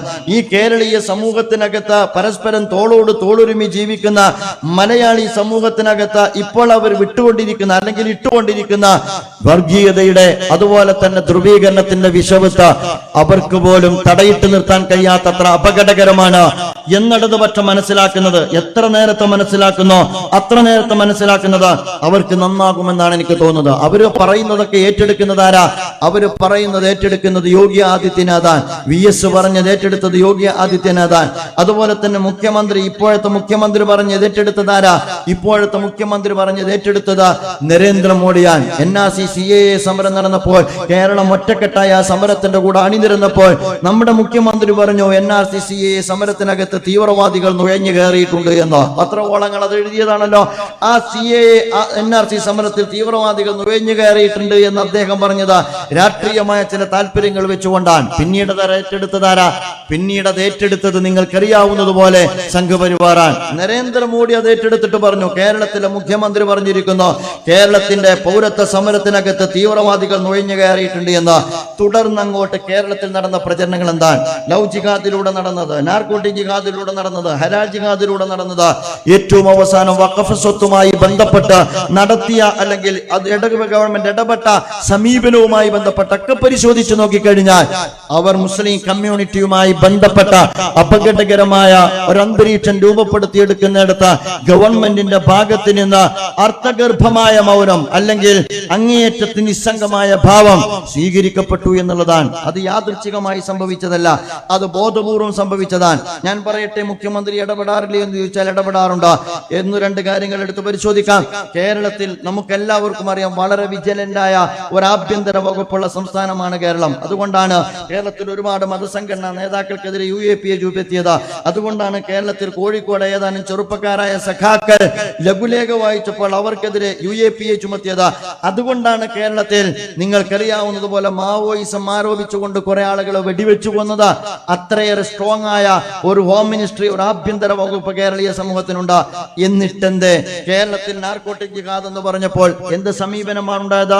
കേരളത്തിലെ നാർക്കോട്ടിക് ജിഹാദ് വന്നപ്പോൾ നമുക്ക് ആ നെട്ടലുള്ള ഒരു ആഭ്യന്തര വകുപ്പിനെ കേരളത്തിൽ കാണാൻ കഴിഞ്ഞില്ല. കേരളീയ അന്തരീക്ഷത്തിൽ അത് സൃഷ്ടിച്ച അപകടകരമായ പ്രവണത നമുക്കറിയാവുന്നതാണ്. മുസ്ലിം കമ്മ്യൂണിറ്റിയുടെ സൗഹൃദം അത് പ്രണയമാണ്. ആ സൗഹൃദം അത് ആളുകളെ മതപരിവർത്തനം നടത്താനുള്ളതാണ് എന്ന സ്വഭാവത്തിലേക്കുള്ള തെറ്റായ നീക്കങ്ങൾ കേരളീയ സമൂഹത്തിൽ ഉണ്ടായപ്പോൾ ആദ്യം തന്നെ അതിനെ തടയിടേണ്ടത് നമ്മുടെ മുഖ്യമന്ത്രിയായിരുന്നു. നാർക്കോട്ടിക് ജിഹാദ് നടന്ന ഘട്ടത്തിലും കേരളത്തിൽ ഭരിക്കുന്ന ഒരു ഭരണകൂടമുണ്ട് എന്ന് നമ്മെ ബോധ്യപ്പെടുത്തുകയല്ലേ ചെയ്തത്. ആ ഭരണകൂടത്തിന് കൃത്യമായ പക്ഷമുണ്ട് എന്ന രീതിയിൽ ഒരു കമ്മ്യൂണിറ്റി ഇൻസൾട്ട് ചെയ്യുകയല്ലേ ചെയ്തത്. വാസവൻ മന്ത്രിയെ ആ സ്ഥാനത്തേക്ക് പറഞ്ഞയച്ച അത്രയേറെ അപകടകരമായ സ്റ്റേറ്റ്മെന്റ് നടത്തിയ മന്ത്രിയെ ആശീർവദിച്ച് എല്ലാം തീർന്നു എന്ന് കേരളത്തിലെ ഒരു മന്ത്രി പറയുമ്പോൾ 26% വരുന്ന വേദനിക്കപ്പെട്ട ഒരു കമ്മ്യൂണിറ്റിയുമായി ബന്ധപ്പെട്ട ഇടതുപക്ഷത്തിന്റെ നിലപാടെന്നാൽ ഞാൻ പറയുന്നത് ഇടതുപക്ഷം കുറെ കഴിഞ്ഞു, എല്ലാ പരിക്കുകളും കഴിഞ്ഞതിന് ശേഷം മുഖ്യമന്ത്രി പറഞ്ഞു അത് തെറ്റായി പോയി എന്ന്. ഹലാൽ ജിഹാദിലും അതാണ് നടന്നത്. ഹലാൽ ജിഹാദിന്റെ എല്ലാ പരിക്കും വന്നതിന് ശേഷം മുഖ്യമന്ത്രി പറഞ്ഞു അത് അപകടകരമാണ് എന്ന്. അതിനെക്കുറിച്ച് ഞാൻ പറയുക, വാഹനം പോയിട്ട് കൈ കാണിക്കുന്ന യാത്രക്കാരന്റെ നിലപാടിലേക്ക് ഒരു മുഖ്യമന്ത്രി മാറാൻ പാടില്ല എന്നുള്ളതാണ്. പരിക്കൊക്കെ മലയാളി സമൂഹത്തിന് വരുത്തിയതിന് ശേഷമാണ് കേരളത്തിന്റെ മുഖ്യൻ ഇടപെട്ടുകൊണ്ടിരിക്കുന്നത്. പ്രിയമുള്ള സുഹൃത്തുക്കളെ, ഈ അപകടകരമായ നീക്കം അഥവാ സംഘപരിവാറിന് വഴിമരുന്നിട്ട് കൊടുക്കുന്ന അപകടകരമായ നീക്കം, കമ്മ്യൂണൽ പോളറൈസേഷൻ സൃഷ്ടിച്ചുകൊണ്ടിരിക്കുന്ന നീക്കം യഥാർത്ഥത്തിൽ തിരുത്തപ്പെടേണ്ടതാണ്. അതുകൊണ്ടാണ് ജമാഅത്തെ ഇസ്ലാമി കേരളത്തിലെ ഇതര മതവിഭാഗത്തെ കൂടി അഭിമുഖീകരിക്കാൻ തീരുമാനിച്ചത്. ഇന്ന് ഞങ്ങൾ വളരെ അങ്ങേയറ്റം അഭിമാനത്തോടു കൂടിയാണ് ഇന്ന് മലയാളി സമൂഹത്തെ ഞങ്ങൾ കാണുന്നത്. കാരണം ജമാഅത്തെ ഇസ്ലാമി ക്യാമ്പയിനിലുടനീളം ഇതര മത സഹോദരങ്ങളെ വിളിച്ചു ചേർത്തു, അവരോട് സംസാരിച്ചു, അവരോട് ഇസ്ലാമിനെ മുൻനിർത്തിക്കൊണ്ട് തന്നെ അവരോട് സംസാരിച്ചു. കാരണം എന്താണ്, അവർക്ക് മുമ്പിൽ ചിത്രീകരിക്കപ്പെട്ട, അവർക്ക് മുമ്പിൽ അവതരിപ്പിക്കപ്പെട്ട ഒരു ഇസ്ലാമുണ്ട്, സോഷ്യൽ മീഡിയയിലൂടെ അവതരിപ്പിക്കപ്പെട്ടുകൊണ്ടിരിക്കുന്ന ഇസ്ലാം. ആ ഇസ്ലാമിന്റെ പ്രത്യേകത എന്താണ്? ആ ഇസ്ലാം യുദ്ധത്തിന്റെ മതമാണ്. അതുപോലെ തന്നെ ആ ഇസ്ലാം തീവ്രവാദത്തിന്റെ മതമാണ്. ആ ഇസ്ലാം മതപരിവർത്തനത്തിന്റെ മതമാണ്. ആ ഇസ്ലാം സ്ത്രീകൾക്ക് സ്വാതന്ത്ര്യം കൊടുക്കാത്ത മതമാണ്. ആ ഇസ്ലാം മഹാനായ പ്രവാചകന്റെ വിവാഹത്തെ വരെ വളരെ മോശമായി ചിത്രീകരിച്ചു കൊണ്ടിരിക്കുന്ന ഒരു ഇസ്ലാമാണ്. അത്തരത്തിലുള്ള ഇസ്ലാമിനെ കുറിച്ചുള്ള ഒരു ചിത്രം മനസ്സിൽ കാത്തു സൂക്ഷിക്കുന്ന ഇതര മതവിഭാഗത്തിൽപ്പെട്ട ആളുകളെ, ഒരുപാട് ആളുകൾ, നൂറുകണക്കിന് ആളുകളെ നിങ്ങൾ ഒരുമിച്ച് കൂട്ടി അവരോട് ഞങ്ങൾ സംസാരിച്ചോ, ഇസ്ലാമിനെ കുറിച്ച് ജമാഅത്തെ ഇസ്ലാമി സംസാരിച്ചോ.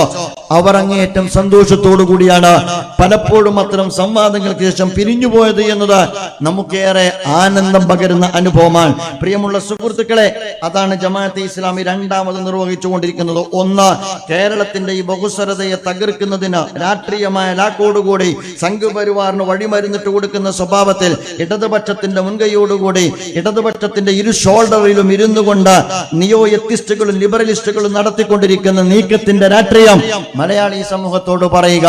രണ്ട്, അവർ ഉന്നയിച്ചു കൊണ്ടിരിക്കുന്ന ആരോപണത്തിന് വളരെ കൃത്യമായ മറുപടി നൽകുക. ഇത് രണ്ടും വളരെ ഭംഗിയായി ഇസ്ലാമിക പ്രസ്ഥാനം നിർവഹിച്ചു കൊണ്ടിരിക്കുന്നുണ്ട്. നിങ്ങൾ ആലോചിച്ചു നോക്കുക, ഇടതുപക്ഷത്തിന്റെ അതുപോലെ തന്നെ ഇത്തരം ചർച്ചകളിൽ ഉന്നയിക്കപ്പെട്ടുകൊണ്ടിരിക്കുന്ന ഒരുപാട് ആരോപണങ്ങളുണ്ട്. ഒന്ന്, ഇസ്ലാം യുദ്ധത്തിന്റെ മതമാണ്. നമുക്ക് എല്ലാവർക്കും അറിയാമല്ലോ, ഇസ്ലാം യുദ്ധത്തിന്റെ മതമാണ് എന്ന് പറയുന്നത് ആരാ? ഇസ്ലാം യുദ്ധത്തിന്റെ മതമാണ് എന്ന് പറയുന്നത് യുദ്ധത്തിലൂടെ തങ്ങളുടെ ദർശനത്തിന്റെ അല്ലെങ്കിൽ തങ്ങളുടെ ആശയത്തെ സ്ഥാപിച്ചെടുക്കുകയും മനുഷ്യരുടെ, കോടിക്കണക്കിന് മനുഷ്യരുടെ തലയോട്ടിക്ക് മുകളിൽ തങ്ങളുടെ വ്യവസ്ഥിതി അടിച്ചേൽപ്പിക്കുകയും ചെയ്ത ആളുകളാണ് ഇസ്ലാമിനോട് യുദ്ധത്തിന്റെ മതം എന്ന് പറയുന്നത്. നമുക്കറിയില്ല ഇസ്ലാം എന്താണ് എന്ന്. അതുകൊണ്ട് ആളുകൾ ആളൊഴിഞ്ഞ പോസ്റ്റിലേക്ക് ഗോളടിച്ചു കൊണ്ടേയിരിക്കുകയാണ്. എന്താണ് ഇസ്ലാം എന്ന് വിശദീകരിക്കപ്പെടുന്നില്ല. ഇസ്ലാം എത്രമാത്രമാണ് യുദ്ധത്തെ ഏത് രീതിയിലാണ് കാണുന്നത് എന്ന് ആളുകൾക്ക് വിശദീകരിച്ചു കൊടുക്കുന്നില്ല. നമുക്കറിയാമല്ലോ. അതുകൊണ്ടാണ് ചിലർ പറയുന്നത് 6-ാം നൂറ്റാണ്ടിലെ പ്രാകൃത മതം എന്നുവരെ ഉത്തരവാദപ്പെട്ട ആളുകൾ കേരളത്തിൽ പ്രസ്താവന നടത്തുകയുണ്ടായി. ഒരിടതുപക്ഷ ബുദ്ധിജീവി എന്ന് സ്വയം നടിക്കുന്ന ഒരു വ്യക്തി പറഞ്ഞതാണ് ഇസ്ലാം എന്ന് പറയുന്നത് 6-ാം നൂറ്റാണ്ടിലെ പ്രാകൃത മതമാണ് എന്ന്. നിങ്ങൾ ആലോചിച്ച് നോക്കുക, 6-ാം നൂറ്റാണ്ടിൽ അന്നത്തെ കാര്യങ്ങൾ തീരുമാനിച്ചത് യുദ്ധമാണ്. അന്ന് ജനാധിപത്യ സംവിധാനങ്ങളില്ല. ഗോത്രങ്ങളായി തിരിഞ്ഞ പതിറ്റാണ്ടുകൾ യുദ്ധം ചെയ്ത പാരമ്പര്യം അവർക്കുണ്ട്. അവർക്കിടയിലേക്കാണ് റസൂലുള്ളാഹി സ്വല്ലല്ലാഹു അലൈഹി വസല്ലം കടന്നു വരുന്നത്. അള്ളാഹുവിന്റെ പ്രവാചകൻ ആ ജനതക്കിടയിൽ 23 കൊല്ലക്കാലം കൊണ്ട് ലോകത്ത് തുല്യതയില്ലാത്ത ഒരു പരിഷ്കൃത സമൂഹത്തെ അള്ളാഹുവിന്റെ പ്രവാചകൻ രൂപപ്പെടുത്തിയെടുത്തോ. അപരിഷ്കൃത ജനതയെ പ്രവാചകൻ മാറ്റി. ആ മാറ്റത്തിന്റെ പ്രവാചകൻ 23 കൊല്ലമെടുത്തോ. ആ 23 കൊല്ലം കൊണ്ട് യുദ്ധം കൊണ്ട് സംസാരിച്ചിരുന്ന ജനതയോട് കരാറ് കൊണ്ട് റസൂലുള്ളാഹി സ്വല്ലല്ലാഹു അലൈഹി വസല്ലം സംസാരിച്ചോ. അവരെ ചേർത്ത് നിർത്തി. എന്നിട്ട് പ്രവാചകൻ സാധിച്ചെടുത്ത ഒരു നവസമൂഹത്തിന്, ഒരു നവനാഗരികതയ്ക്ക് കുരുതി കൊടുക്കേണ്ടി വന്നത് എത്ര പേരെയാണെന്ന് ചോദിച്ചാൽ 1000-ൽ താഴെ പേരെയാണ്. 1000-ൽ താഴെ പേരെയാണ്. ഒരു 250ഓളം വരുന്ന മുസ്ലിം സുഹൃത്തുക്കളും അതുപോലെ തന്നെ 700 ചില്ലാനും വരുന്ന മുശ്രിക്കുകളും 6-ാം നൂറ്റാണ്ടിൽ യുദ്ധങ്ങളുടെ കാലത്ത് ഇസ്ലാമിക സമൂഹം അല്ലെങ്കിൽ പ്രവാചകന്റെ നേതൃത്വത്തിൽ ഒരു നവനാഗരികത കെട്ടിപ്പടുക്കാൻ യഥാർത്ഥത്തിൽ അന്ന് മരണപ്പെട്ട ആളുകളുടെ എണ്ണം ഒരു ആക്സിഡന്റിൽ മരണപ്പെട്ട ആളുകളുടെ എണ്ണമാണ്.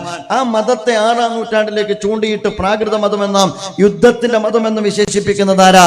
നമ്മുടെ രാജ്യത്ത് മനുഷ്യ രക്തം കൊണ്ട് ഏതാണ്ട് രക്തപ്പുഴ ഒഴുക്കിയ ആളുകളാണ്, തലയോട്ടിക്ക് മുകളിൽ കൊടിയാട്ടിയ ആളുകളാണ്. നമുക്കറിയാമല്ലോ 1-ാം ലോക യുദ്ധം. ബഹുമാന്യനായ ടി കെ മർഹൂം ടി കെ കെ ടി പറയാറുള്ളത് പോലെ 1-ാം ലോക യുദ്ധം എന്ന് നമ്മൾ പറയില്ല. നമ്മൾ എന്താ പറയുക?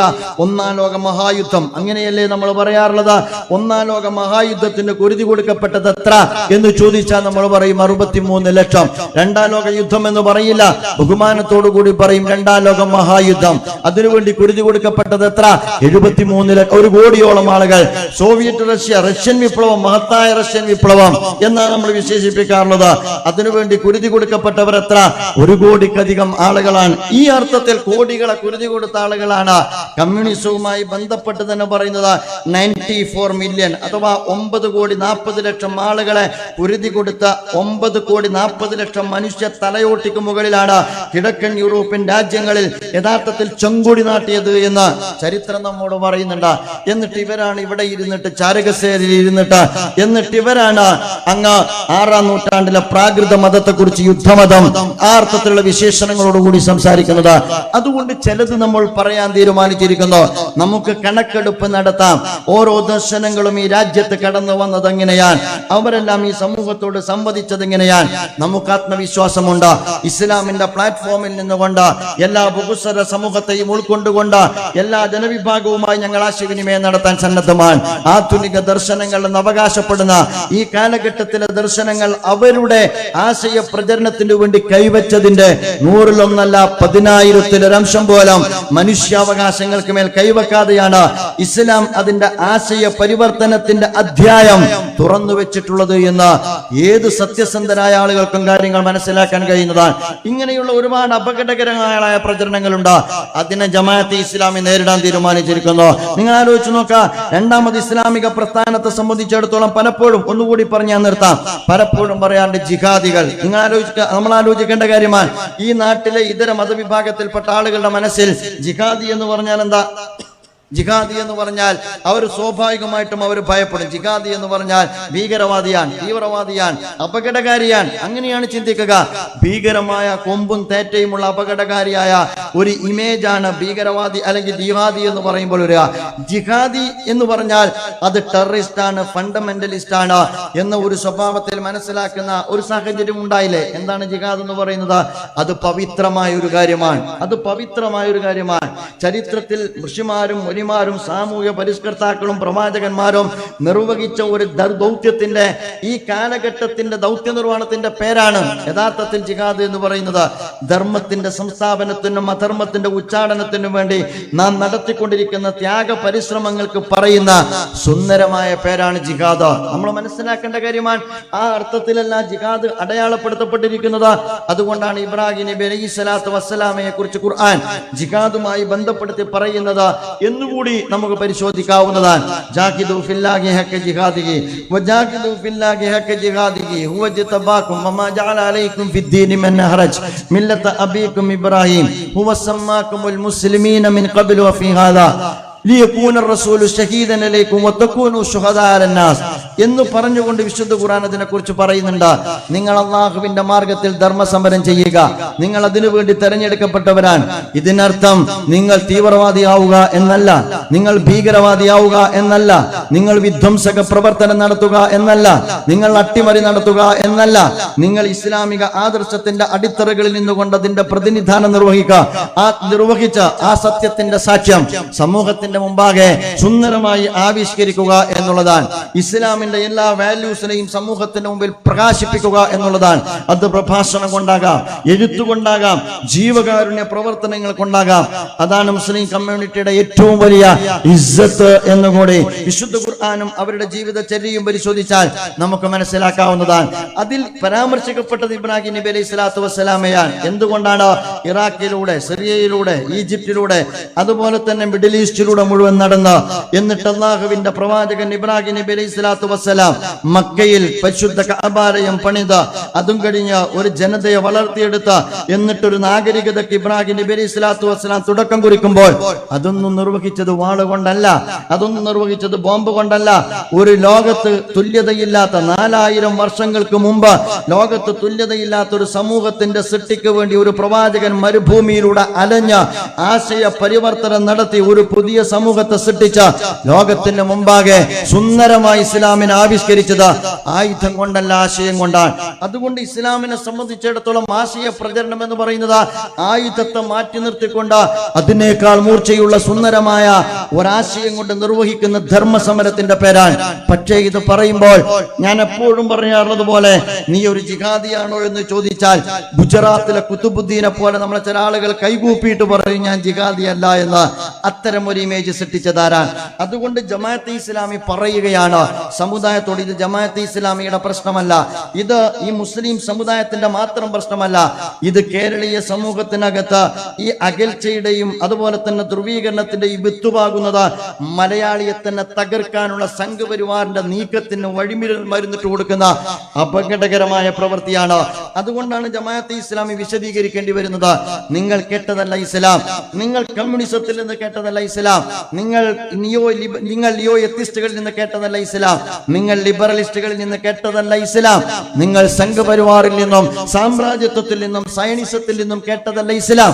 എന്താണ് ഇസ്ലാം എന്ന് കൂടി ജമാഅത്തെ ഇസ്ലാമി വളരെ സുന്ദരമായി വിശദീകരിക്കുന്നു. ഇത് പറയുമ്പോ ഇപ്പോ ഏതാണ്ട് ഇടതുപക്ഷത്തിന്റെ ഭാഗത്ത് നിന്ന് സമ്മേളനങ്ങളിൽ മുഴുവൻ അവർ ഇപ്പോൾ അവരുടെ ഒന്നാമത്തെ വർത്തമാനം കഴിഞ്ഞ് രണ്ടാമത് ജമാഅത്തെ ഇസ്ലാമിയുടെ നേരെയാണ്. ആളുകൾ തെറ്റിദ്ധരിച്ചു പോകുന്നുണ്ട്. ഈ ക്യാമ്പയിൻ ഇത്ര സുന്ദരമായിട്ട് കമ്മ്യൂണിസ്റ്റ് മാർക്സിസ്റ്റ് പാർട്ടി ഏറ്റെടുത്ത് വിജയിപ്പിക്കുമെന്ന് ഞങ്ങൾ ഒരിക്കലും വിചാരിച്ചിട്ടുണ്ടായിരുന്നില്ല. അത്ര സുന്ദരമായ പ്ലാനിങ്ങോടുകൂടിയാണ് ഓരോ ദിവസവും ഒരുക്കപ്പെട്ട വേദികളിൽ, ഇൻഡോർ പരിപാടികളിലും പബ്ലിക് പരിപാടികളിലും ജമാഅത്തെ ഇസ്ലാമിയെ ടാർഗറ്റ് ചെയ്യുന്നത്. ഒരൊറ്റ കാര്യം ഞാൻ സൂചിപ്പിക്കാൻ ആഗ്രഹിക്കുന്നു. ജമാഅത്തെ ഇസ്ലാമിയെ വിമർശിക്കാം, സന്തോഷമേ ഉള്ളൂ. വിമർശനമില്ലെങ്കിൽ ജമാഅത്തെ ഇസ്ലാമിക്ക് അല്പം ആശങ്കയാണ്. എന്തോ നമുക്ക് തകരാറ് സംഭവിച്ചിട്ടുണ്ട്, എല്ലാവർക്കും പറ്റുന്ന ഒരു ഇസ്ലാമുമായിട്ട് നമ്മൾ മാറിപ്പോയിട്ടുണ്ട്. ഈ കാലഘട്ടത്തിന്റെ അധർമ്മത്തോടും അനീതിയോടും നെറുകേടുകളോടും അതുപോലെ തന്നെ വർഗീയ വിധ്വംസക പ്രവർത്തനങ്ങളോടും യോജിക്കുന്ന ഒരു പ്രസ്ഥാനം എന്ന നിലക്ക് വിമർശനങ്ങൾ എന്ന് പറയുന്നത് അതിന്റെ ശരിയായ വഴി വെട്ടിത്തെളിയിക്കുന്നിടത്ത് അതിന് വെളിച്ചം നൽകുന്ന കാര്യമാണ്. അതിന് നമുക്ക് യാതൊരു പ്രശ്നവുമില്ല. പക്ഷേ നമ്മൾ മനസ്സിലാക്കണം, ആ വിമർശനം എന്ന് പറയുന്നത് അത്യന്തം നിരർത്ഥകമായ വിമർശനങ്ങളാണ്, പൊള്ളയായ വിമർശനങ്ങളാണ്, പലപ്പോഴും വസ്തുതയ്ക്ക് നിരക്കാത്ത വിമർശനങ്ങളാണ്. ഇപ്പോൾ ജമാഅത്തെ ഇസ്ലാമിയുടെ മേലെ ചാർത്തിയുള്ളത് ഗെയിലാണ്. നിങ്ങൾ ഗെയിലല്ല, കെറയിലാണ്, സിൽവർ ലൈനാണ്. സിൽവർ ലൈനും ജമാഅത്തെ ഇസ്ലാമി ഇപ്പോ എന്താണ് ബന്ധമെന്ന് എനിക്കറിഞ്ഞു. സിൽവർ ലൈനുമായിട്ട് ജമാഅത്തെ ഇസ്ലാമിക്ക് അതിൻ്റെതായ നിലപാട് രൂപപ്പെടുത്തിയെടുക്കും ഇൻഷാ അല്ലാഹ്. അതല്ല വിഷയം. ഇപ്പോൾ പ്രക്ഷോഭത്തിലിരിക്കുന്ന പ്രതിപക്ഷ കക്ഷികളെ അതുപോലെ തന്നെ മറ്റു കൂടെയുള്ള സംഘടനകളെ നിർവീര്യമാക്കുവാൻ ഇടതുപക്ഷം സ്വീകരിച്ചിരിക്കുന്ന ഏറ്റവും വലിയ ആയുധം എന്ന് പറയുന്നത് ജമാഅത്തെ ഇസ്ലാമിയാണ്. നിങ്ങൾ ആലോചിച്ച് നോക്കുക, ഒരു ജനാധിപത്യ ക്രമത്തിനകത്ത് ഒരു പ്രധാനപ്പെട്ട വികസന പദ്ധതിയുമായി ബന്ധപ്പെട്ട ഒരു ഭരണകൂടത്തിന്റെ ചുവട് നടക്കുമ്പോൾ ആ പറയപ്പെട്ട പദ്ധതിയുമായി ബന്ധപ്പെട്ട് ജനങ്ങൾ തെരുവിലിറങ്ങുമ്പോ ഇത് ജമാഅത്തെ ഇസ്ലാമിയാണ് എന്ന് പറയുന്നത് എത്രമാത്രം വില കുറഞ്ഞ രാഷ്ട്രീയമാണ് എന്ന് ഇടതുപക്ഷത്തെ ഉത്തരവാദപ്പെട്ട ആളുകൾ ആലോചിക്കേണ്ട കാര്യമാണ്. മാത്രമല്ല ചില ആളുകൾ പറയുന്നത് ജമാഅത്തെ ഇസ്ലാമി അതിന്റെ മുഖം മൂടി മാറ്റി വെക്കണം എന്നുള്ളതാണ്. ഞാൻ പറയുക, യഥാർത്ഥത്തിൽ അതിലേക്കും നമുക്ക് വരാം. ഈ കേരളീയ സമൂഹത്തെ യഥാവിധി പ്രിയമുള്ള സുഹൃത്തുക്കളെ, ഞാൻ പറഞ്ഞു വരുന്നത് ഇടതുപക്ഷമായാലും മതമുള്ളവരായാലും മതമില്ലാത്ത എല്ലാവരുമായി ആശയവിനിമയം നമുക്കാകാവുന്നതാണ്. കേരളീയ സമൂഹം പ്രബുദ്ധമാണ്, സാക്ഷരമാണ്, അതുപോലെ തന്നെ പരസ്പരം പറഞ്ഞാൽ മനസ്സിലാകുന്നവരാണ്. ആ അർത്ഥത്തിൽ അങ്ങോട്ടും ഇങ്ങോട്ടും സംസാരിക്കുകയും ആശയ സംവാദം നടത്തുകയും ചെയ്യുന്നതിന് പകരം ഏകപക്ഷീയമായ പൊയ്വടികൾ ഉയർത്തുന്നത് അല്ലെങ്കിൽ ഉതിർക്കുന്നത് ഉത്തരവാദപ്പെട്ട രാഷ്ട്രീയ പാർട്ടിക്ക് യോജിച്ചതാണോ എന്ന് ചോദിക്കാൻ ഞാൻ ആഗ്രഹിക്കുക. നിങ്ങൾ ആലോചിച്ച് നോക്കുക, ഇപ്പൊ ഇടതുപക്ഷം ജമാഅത്തെ ഇസ്ലാമിയുമായി ബന്ധപ്പെട്ട് പറയുന്നത് നേരത്തെ ഇവിടെ വന്നൊരു കാര്യമാണ്. ഇസ്ലാമിക പ്രസ്ഥാനം വളരെ ജനാധിപത്യപരമായിട്ടാണ് ആളുകളോട് പെരുമാറിക്കൊണ്ടിരിക്കുന്നത്.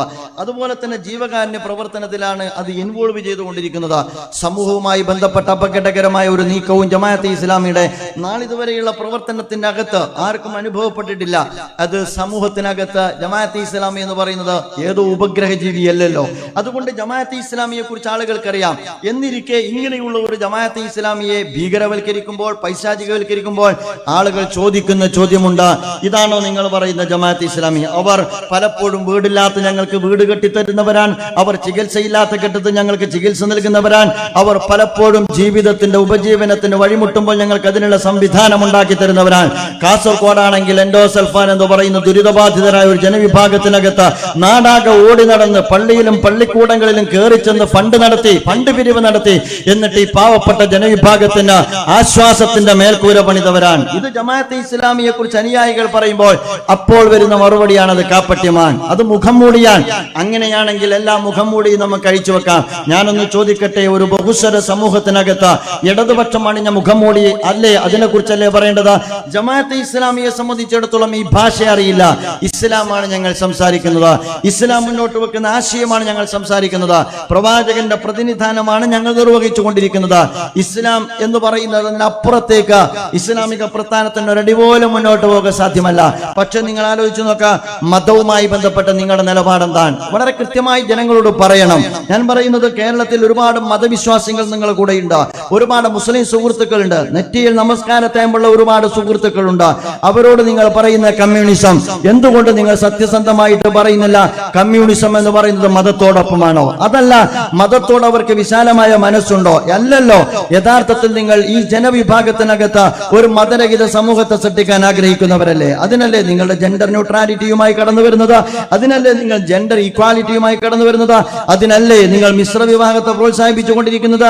അതിനല്ലേ നിങ്ങൾ നിയോ എത്തിസ്റ്റുകളുടെ കൂടെ നിൽക്കുന്നത്? അതിനല്ലേ നിങ്ങൾ ലിബറലിസ്റ്റുകൾക്ക് ചിറകൊരുക്കുന്നത് എന്ന് ഞാൻ ചോദിച്ചാൽ നിങ്ങൾക്ക് നിരാകരിക്കുക സാധ്യമാണോ? മതത്തെക്കുറിച്ച് മൗലികമായ നിങ്ങളുടെ നിലപാടെന്താൻ? മതത്തെക്കുറിച്ച് കമ്മ്യൂണിസം പൂത്തുലഞ്ഞ കിഴക്കൻ യൂറോപ്യൻ രാജ്യങ്ങളിൽ സ്വീകരിച്ച അപ്രോച്ച് എന്താണ്? നമുക്ക് ചർച്ചയ്ക്ക് വെക്കാം. ഞാൻ പറയുന്നത്, ജമാഅത്തെ ഇസ്ലാമിയെ സോഷ്യൽ ഓഡിറ്റിങ്ങിന് വിധേയമാക്കുവാൻ ഇസ്ലാമിക പ്രസ്ഥാന സന്നദ്ധമാണ്. നിങ്ങൾക്ക് പറയാം രാജ്യത്തിന്റെ ഭരണഘടനയ്ക്ക് വിരുദ്ധമായ എന്ത് ആശയമാണുള്ളത്, നിങ്ങൾക്ക് പറയാം രാജ്യം കാത്തു സൂക്ഷിക്കുന്ന മൂല്യങ്ങൾക്ക് വിരുദ്ധമായ എന്ത് കാഴ്ചപ്പാടാണുള്ളത്, നിങ്ങൾക്ക് പറയാം ഇസ്ലാം ഖുർആനിനും വിശുദ്ധ ഖുർആനിനും പ്രവാചകന്റെ തിരുചര്യക്കും വിരുദ്ധമായ എന്താണ് ജമാഅത്തെ ഇസ്ലാമിയിലുള്ളത്. ഞാൻ പറയുന്നു, ഞങ്ങൾ തിരുത്താൻ സന്നദ്ധമാണ്. തിരിച്ച് ഞാൻ ചോദിക്കട്ടെ, ജമാഅത്തെ ഇസ്ലാമി അതിന് സന്നദ്ധമാണ്. തിരിച്ച് ഞാൻ വളരെ വിനയത്തോടുകൂടി ചോദിക്കട്ടെ, നിങ്ങൾ സന്നദ്ധമാണോ? കമ്മ്യൂണിസവുമായി ബന്ധപ്പെട്ട് മതത്തോടുള്ള സത്യസന്ധമായ നിലപാട് തുറന്നു പറയാൻ നിങ്ങൾ സന്നദ്ധമാണോ? ഞാൻ ചോദിക്കാൻ ആഗ്രഹിക്കുകയാണ്. അങ്ങനെ നിങ്ങൾ തുറന്നു പറഞ്ഞാൽ നിങ്ങൾക്ക് പറയേണ്ടി വരും, യഥാർത്ഥത്തിൽ കമ്മ്യൂണിസം എന്ന് പറയുന്നത് മതത്തിന്റെ വിരുദ്ധമായ പക്ഷത്താണ് നിലയുറപ്പിക്കുന്നത് എന്ന് നിങ്ങൾക്ക് പറയേണ്ടി വരും. അതല്ലാതെ നിങ്ങൾ എന്താണ് പറയുക? നമുക്കറിയാമല്ലോ, മാർക്സ് എങ്ങനെയാണ് പറഞ്ഞത്, എംഗൽസ് എങ്ങനെയാണ് പറഞ്ഞത്, സഖാവ് ലെനിൻ അതാണ് പറഞ്ഞത്. അതുപോലെ തന്നെ ഏറ്റവും അവസാനം നമ്മുടെ കൊടിയേരി സഖാവ് വരെ അതല്ലേ പറഞ്ഞത്? മതത്തോട് ഞങ്ങളുടെ നിലപാടെന്താണ്? മതം മനുഷ്യനെ മയക്കുന്ന കറുപ്പാൻ, മതം മനുഷ്യനെ മയക്കുന്ന കറുപ്പാണ് എന്നതല്ലേ കമ്മ്യൂണിസത്തിന്റെ നിലപാട്? മതം ലഹരിയാണ്. ഇത് യഥാർത്ഥത്തിൽ കമ്മ്യൂണിസവുമായി ബന്ധപ്പെട്ട് രാപ്പകൽ അധ്വാനിക്കുന്ന നമസ്കരിക്കുന്ന വിശ്വാസികളായ മുസ്ലിം സമൂഹത്തിന് സ്വീകാര്യമാണോ? മതം ഒരു ലഹരിയായിട്ടാണോ നിങ്ങൾ കാണുന്നത്? മതം നിരർത്ഥകമാണ്, അത് മിഥ്യയാണ് എന്ന സത്യം എന്തുകൊണ്ട്, മതം മിഥ്യയാണെന്ന സത്യം എന്തുകൊണ്ട് നിങ്ങൾക്ക് മുസ്ലിം സമൂഹത്തോട് പറഞ്ഞുകൂടാ, മതവിശ്വാസികളോട് പറഞ്ഞുകൂടാ? മതം മനുഷ്യനെ മയക്കുന്ന കറുപ്പാണ് എന്ന് പറയുമ്പോൾ ഉടൻ തന്നെ പലപ്പോഴും കമ്മ്യൂണിസ്റ്റ് സുഹൃത്തുക്കൾ പറയാറുണ്ട്, അത് മാത്രമല്ല സഖാവ് മാർക്സ് പറഞ്ഞിട്ടുള്ളത്, മറിച്ച് അദ്ദേഹം പറഞ്ഞിട്ടുണ്ട്, അത് മർദ്ദിതരുടെ നെടുവീർപ്പാണ് മതം, മർദ്ദിതരുടെ നെടുവീർപ്പാണ്, ഹൃദയശൂന്യമായ ലോകത്തിന്റെ ഹൃദയമാണ്, മാത്രമല്ല ചൈതന്യരഹിതമായ അവസ്ഥയിലെ ചൈതന്യമാണത്. അതവിടെ ഇരിക്കട്ടെ, ചൈതന്യരഹിതമായ അവസ്ഥയിലെ ചൈതന്യമാണ്, ഹൃദയമില്ലാത്ത ലോകത്തിന്റെ ഹൃദയമാണ്, മർദ്ദിതന്റെ നെടുവീർപ്പാണ്. എന്നിട്ട് പറഞ്ഞതെന്താ? മതം മനുഷ്യനെ മയക്കുന്ന കറുപ്പാണ് എന്നതല്ലേ പറഞ്ഞത്? അത് കഴിഞ്ഞിട്ട് അതിന്റെ തുടർച്ചയായിട്ട് മാർക്സ് തന്നെ പറയുന്നുണ്ട്, മിഥ്യാസൂര്യനാണ്, മനുഷ്യന് ചുറ്റും കറങ്ങുന്ന മിഥ്യാസൂര്യനാണ് മതം എന്ന് മാർക്സ് പറയുന്നുണ്ടല്ലോ. ആ അർത്ഥത്തിൽ മതത്തോടുള്ള ഞങ്ങളുടെ നിലപാട് ഇതാണ് എന്ന് എന്തുകൊണ്ട് പറഞ്ഞുകൂടാ? അപ്പോൾ ഇസ്ലാമിക പ്രസ്ഥാനത്തിനെതിരെ കാപ്പട്യത്തിന്റെയും അതുപോലെ തന്നെ മുഖം മൂടിയുടെയും ആരോപണം ഉന്നയിക്കുന്ന ആളുകൾ സത്യസന്ധമായ നിലപാടിലേക്ക് വരികയാണ് എങ്കിൽ നിങ്ങളുടെ താത്വികാചാര്യന്മാർ മതവിശ്വാസികളോട് സ്വീകരിച്ച സമീപനം തുറന്നു പറഞ്ഞുകൊണ്ട് മതവിശ്വാസികളെ സംഘടിപ്പിക്കുവാൻ കേരളത്തിൽ നിങ്ങൾക്ക് ധൈര്യമുണ്ടോ എന്ന് ചോദിക്കാൻ ഞാൻ ആഗ്രഹിക്കുകയാണ്. അതിന് നിങ്ങൾക്ക് ധൈര്യമുണ്ടോ? നിങ്ങൾ ആലോചിച്ച് നോക്കുക. അത് കഴിഞ്ഞാൽ ലെനിൻ പറഞ്ഞു, ലെനിൻ ഏതാണ്ട് ഒക്ടോബർ വിപ്ലവത്തിന് ശേഷം അഥവാ കമ്മ്യൂണിസ്റ്റ് വിപ്ലവത്തിന് ശേഷം ലെനിൻ പറഞ്ഞത്, ഞാൻ ദൈവത്തോട് യുദ്ധം പ്രഖ്യാപിച്ചു എന്നുള്ളതാണ്. നാം ദൈവവുമായി മല്ലിടും, അത്യുന്നത സ്വർഗത്തിൽ വെച്ച് അവനെ നാം കീഴടക്കും, അവൻ അഭയം തേടുന്നിടത്തെല്ലാം ചെന്ന് നാം അവനെ ശാശ്വതമായി നിഗ്രഹിക്കാം. ഇതങ്ങ് ജനങ്ങളോട് തുറന്നു പറഞ്ഞുകൂടെ? ദൈവത്തോട് ഞാൻ മല്ലിടും, സ്വർഗത്തിൽ പോയി ദൈവത്തെ കീഴടക്കാം, അവിടെ നിന്നും വേറെ എവിടെയെങ്കിലും പോയിട്ട് ദൈവം അന്തിമ അഭയം പ്രാപിച്ചു കഴിഞ്ഞാൽ ഞാൻ അന്തിമമായിട്ട് ദൈവത്തെ നിഗ്രഹിക്കാം. ഇത് പാവം മതവിശ്വാസികളോട് നിങ്ങൾ പറയണം. ഞാൻ പറഞ്ഞു വരുന്നത് സത്യസന്ധമായ നിലപാടിലേക്ക് ഇടതുപക്ഷം വരണം. ആശയപരമായ സംവാദത്തിന് നമുക്കാകാവുന്നതാണ്. ആ അർത്ഥത്തിൽ തുറന്ന സംസാരം നടത്തുന്നതിന്റെ പകരം ജമാഅത്തെ ഇസ്ലാമിയെ പൈശാചികവൽക്കരിച്ചുകൊണ്ട് കമ്മ്യൂണൽ പോളറൈസേഷന് വേണ്ടി ശ്രമിക്കുന്ന അപകടകരമായ വില കുറഞ്ഞ രാഷ്ട്രീയം കേരളത്തെയാണ് തകർക്കുക. കേരളത്തിന്റെ മത സൗഹൃദത്തിന്റെ അന്തരീക്ഷത്തെയാണ് തകർക്കുക. സഖാവ് EMS പറഞ്ഞല്ലോ, മാർക്സിസ്റ്റുകാരൻ ഭൗതികവാദിയായിരിക്കണം. EMS അദ്ദേഹത്തിന്റെ സാംസ്കാരിക വിപ്ലവം മതം മാർക്സിസം എന്ന് പറയുന്ന ഗ്രന്ഥത്തിൽ വളരെ കൃത്യമായി പറയുന്നുണ്ട്, മാർക്സിസ്റ്റുകാരൻ ഭൗതികവാദിയാൻ മാത്രമല്ല അതായത് മതത്തിന്റെ ശത്രുവാൻ. ഇത് തുറന്നങ്ങ് പറഞ്ഞിട്ട് നമുക്കാകാം. ഞാൻ പറയുന്നത് മതത്തോടുള്ള തുറന്ന സമീപനം എന്തെന്ന് പറഞ്ഞിട്ട് മതവിശ്വാസികളെ സംഘടിപ്പിച്ചിട്ട് കേരളത്തിൽ പ്രവർത്തിക്കുവാൻ എത്രമാത്രമാണ് നിങ്ങൾക്ക് കഴിയുക? ഈ അർത്ഥത്തിലുള്ള സമീപനമാണ് ഇടതുപക്ഷം സ്വീകരിച്ചിട്ടുള്ളത്, മാർക്സ് സ്വീകരിച്ചിട്ടുള്ളത്, എംഗൽസ് സ്വീകരിച്ചിട്ടുള്ളത്. നമുക്കറിയാം അത് കേവലം താത്വികമായ നിലപാടല്ലല്ലോ. നമുക്കെല്ലാവർക്കും അറിയാവുന്നതുപോലെ രാജ്യത്ത് മുഴുവൻ അവരത് നടപ്പാക്കിയിട്ടുണ്ടല്ലോ. ഇടതുപക്ഷത്തിന്റെ കമ്മ്യൂണിസത്തിന് അധികാരം കിട്ടിയ ഇടങ്ങളിൽ മതത്തിന്റെ ഇവിടം എവിടെയായിരുന്നു? മതം മനുഷ്യ ജീവിതത്തിന്റെ പ്രകൃതത്തിലുള്ള ഏറ്റവും പ്രധാനപ്പെട്ട ഒന്നാണ്. ആത്മാവ്, ആത്മീയത എന്ന് പറയുന്നത് എന്റെ ശരീരമല്ല ഞാൻ എന്ന് പറയുന്നത്. എന്റെ ആത്മാവും ശരീരവും കൂടുന്നിടത്താണ് മനുഷ്യനും മനുഷ്യത്വവും രൂപപ്പെടുന്നത് എന്ന ഉജ്ജ്വലമായ ഒരു കാഴ്ചപ്പാടുണ്ട്. ആധുനിക ദർശനങ്ങൾ മനുഷ്യന്റെ ഭൗതികമായ ശരീരത്തെ മാത്രം അഭിമുഖീകരിച്ചപ്പോൾ ഇസ്ലാം എന്ന് പറയുന്നത് മനുഷ്യന്റെ ആത്മാവിനെയും ശരീരത്തെയും ഒരുപോലെ അഭിമുഖീകരിക്കുന്ന ഒരു ദർശനമാണ്. അതുകൊണ്ട് തന്നെ ചരിത്രത്തിൽ നമുക്കറിയാം കമ്മ്യൂണിസം അധികാരത്തിൽ വന്നെടുത്ത മതത്തെ എവിടെയാണ് ഇരുത്തിയിട്ടുള്ളത്? അതും നമുക്ക് പരിശോധിക്കാവുന്നതാണ്. ഇവിടെ നിന്ന് തുടങ്ങാം. ചൈനയിലെ ഇപ്പോഴുള്ള അവസ്ഥ എന്താണ്? ചൈനയിൽ ഉഴുഗൂർ എന്ന് പറയുന്ന സ്ഥലത്ത് ഏതാണ്ട് 3 പള്ളി തകർക്കപ്പെട്ടു. എങ്ങനെയാണ് പള്ളി തകർക്കപ്പെട്ടത്? ആദ്യം ചെങ്കൊടി നാട്ടി, പള്ളിയുടെ മുകളിൽ കമ്മ്യൂണിസത്തിന്റെ കൊടിനാട്ടി. രണ്ടാമത് 3 പള്ളികൾ തകർത്ത്. മൂന്നാമത്തെ ഘട്ടം എന്ന് പറയുന്നത് ആ പള്ളി പിന്നീട് പബ്ലിക് ടോയ്ലറ്റായി തുറന്നു കൊടുക്കുന്ന ഒരു സാഹചര്യം ഉണ്ടായി. നമുക്ക് തുറന്ന് സംസാരിക്കാം. ഞാൻ പറയുന്നത് കമ്മ്യൂണിസ്റ്റ് ചൈന ഇന്ന് നിങ്ങൾക്ക് നോക്കിയാൽ കാണുന്ന ഒരു രാജ്യമാണ്. ആ രാജ്യത്തിനകത്ത് ഉഴുഗൂർ മുസ്ലിങ്ങൾ എന്ന് പറയുന്ന ഒരു ജനവിഭാഗം 30 ലക്ഷത്തോളം വരുന്ന ആളുകൾ കോൺസെൻട്രേഷൻ ക്യാമ്പുകളിലാണ്.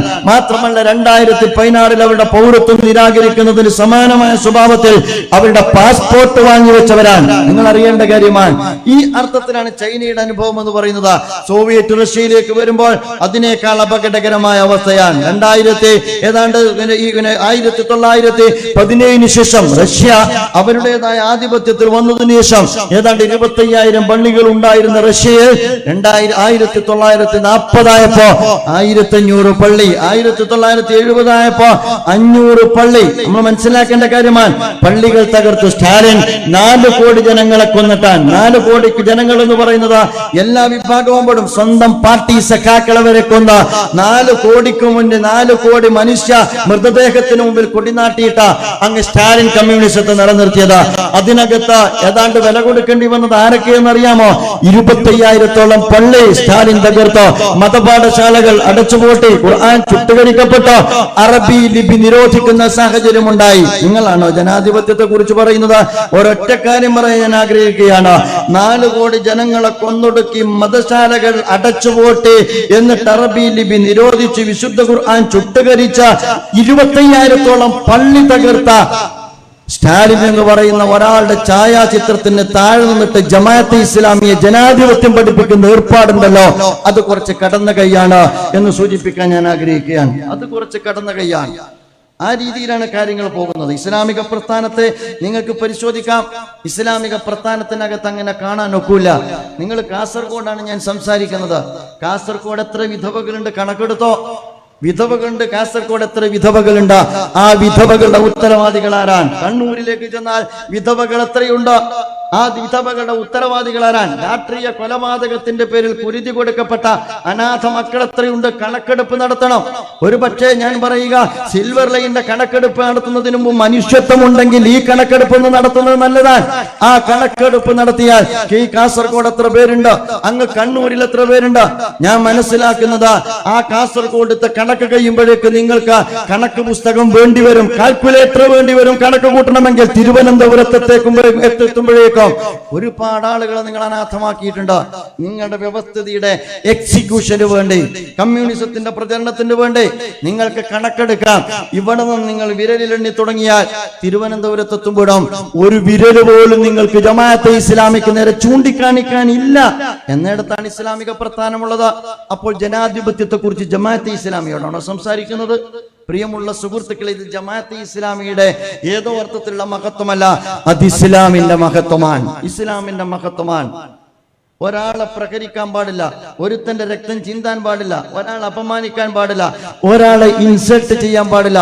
രക്തം പവിത്രമാണ്, അഭിമാനം പവിത്രമാണ്, സമ്പത്ത് പവിത്രമാണ് എന്ന് പഠിപ്പിക്കുന്ന ഒരു ദർശനത്തിന്റെ പിൻബലത്തിൽ നിന്നുകൊണ്ട് ഇസ്ലാമിന്റെ പ്രബോധനം ചെയ്യുന്ന ഒരു പ്രസ്ഥാനമാണ് ജമാഅത്തെ ഇസ്ലാമി എന്ന് പറയുന്നത്. അവിടെ നിന്ന് ഇങ്ങോട്ട് വന്നാൽ ഒരുപാട് സംഭവങ്ങൾ, ഞാൻ അതിലേക്ക് ഈ വൈകിയ സന്ദർഭത്തിൽ ഞാൻ പ്രവേശിക്കാൻ ആഗ്രഹിക്കുന്നില്ല. ഒരുപാട് സംഭവങ്ങൾ ഞാൻ പറയുന്നത്, പ്രിയമുള്ള സുഹൃത്തുക്കളെ, ഇതൊക്കെ വെച്ച് നമുക്ക് ആശയവിനിമയങ്ങൾ നടത്താം. അപ്പൊ ജമാഅത്തെ ഇസ്ലാമിയെ സംബന്ധിച്ചിടത്തോളം ഈ ക്യാമ്പയിൻ ഇസ്ലാമിക പ്രസ്ഥാനം മുന്നോട്ട് കൊണ്ടുപോകുമ്പോൾ വളരെ വ്യക്തതയോടുകൂടിയാണ് ഞങ്ങൾ മുന്നോട്ട് പോകുന്നത്.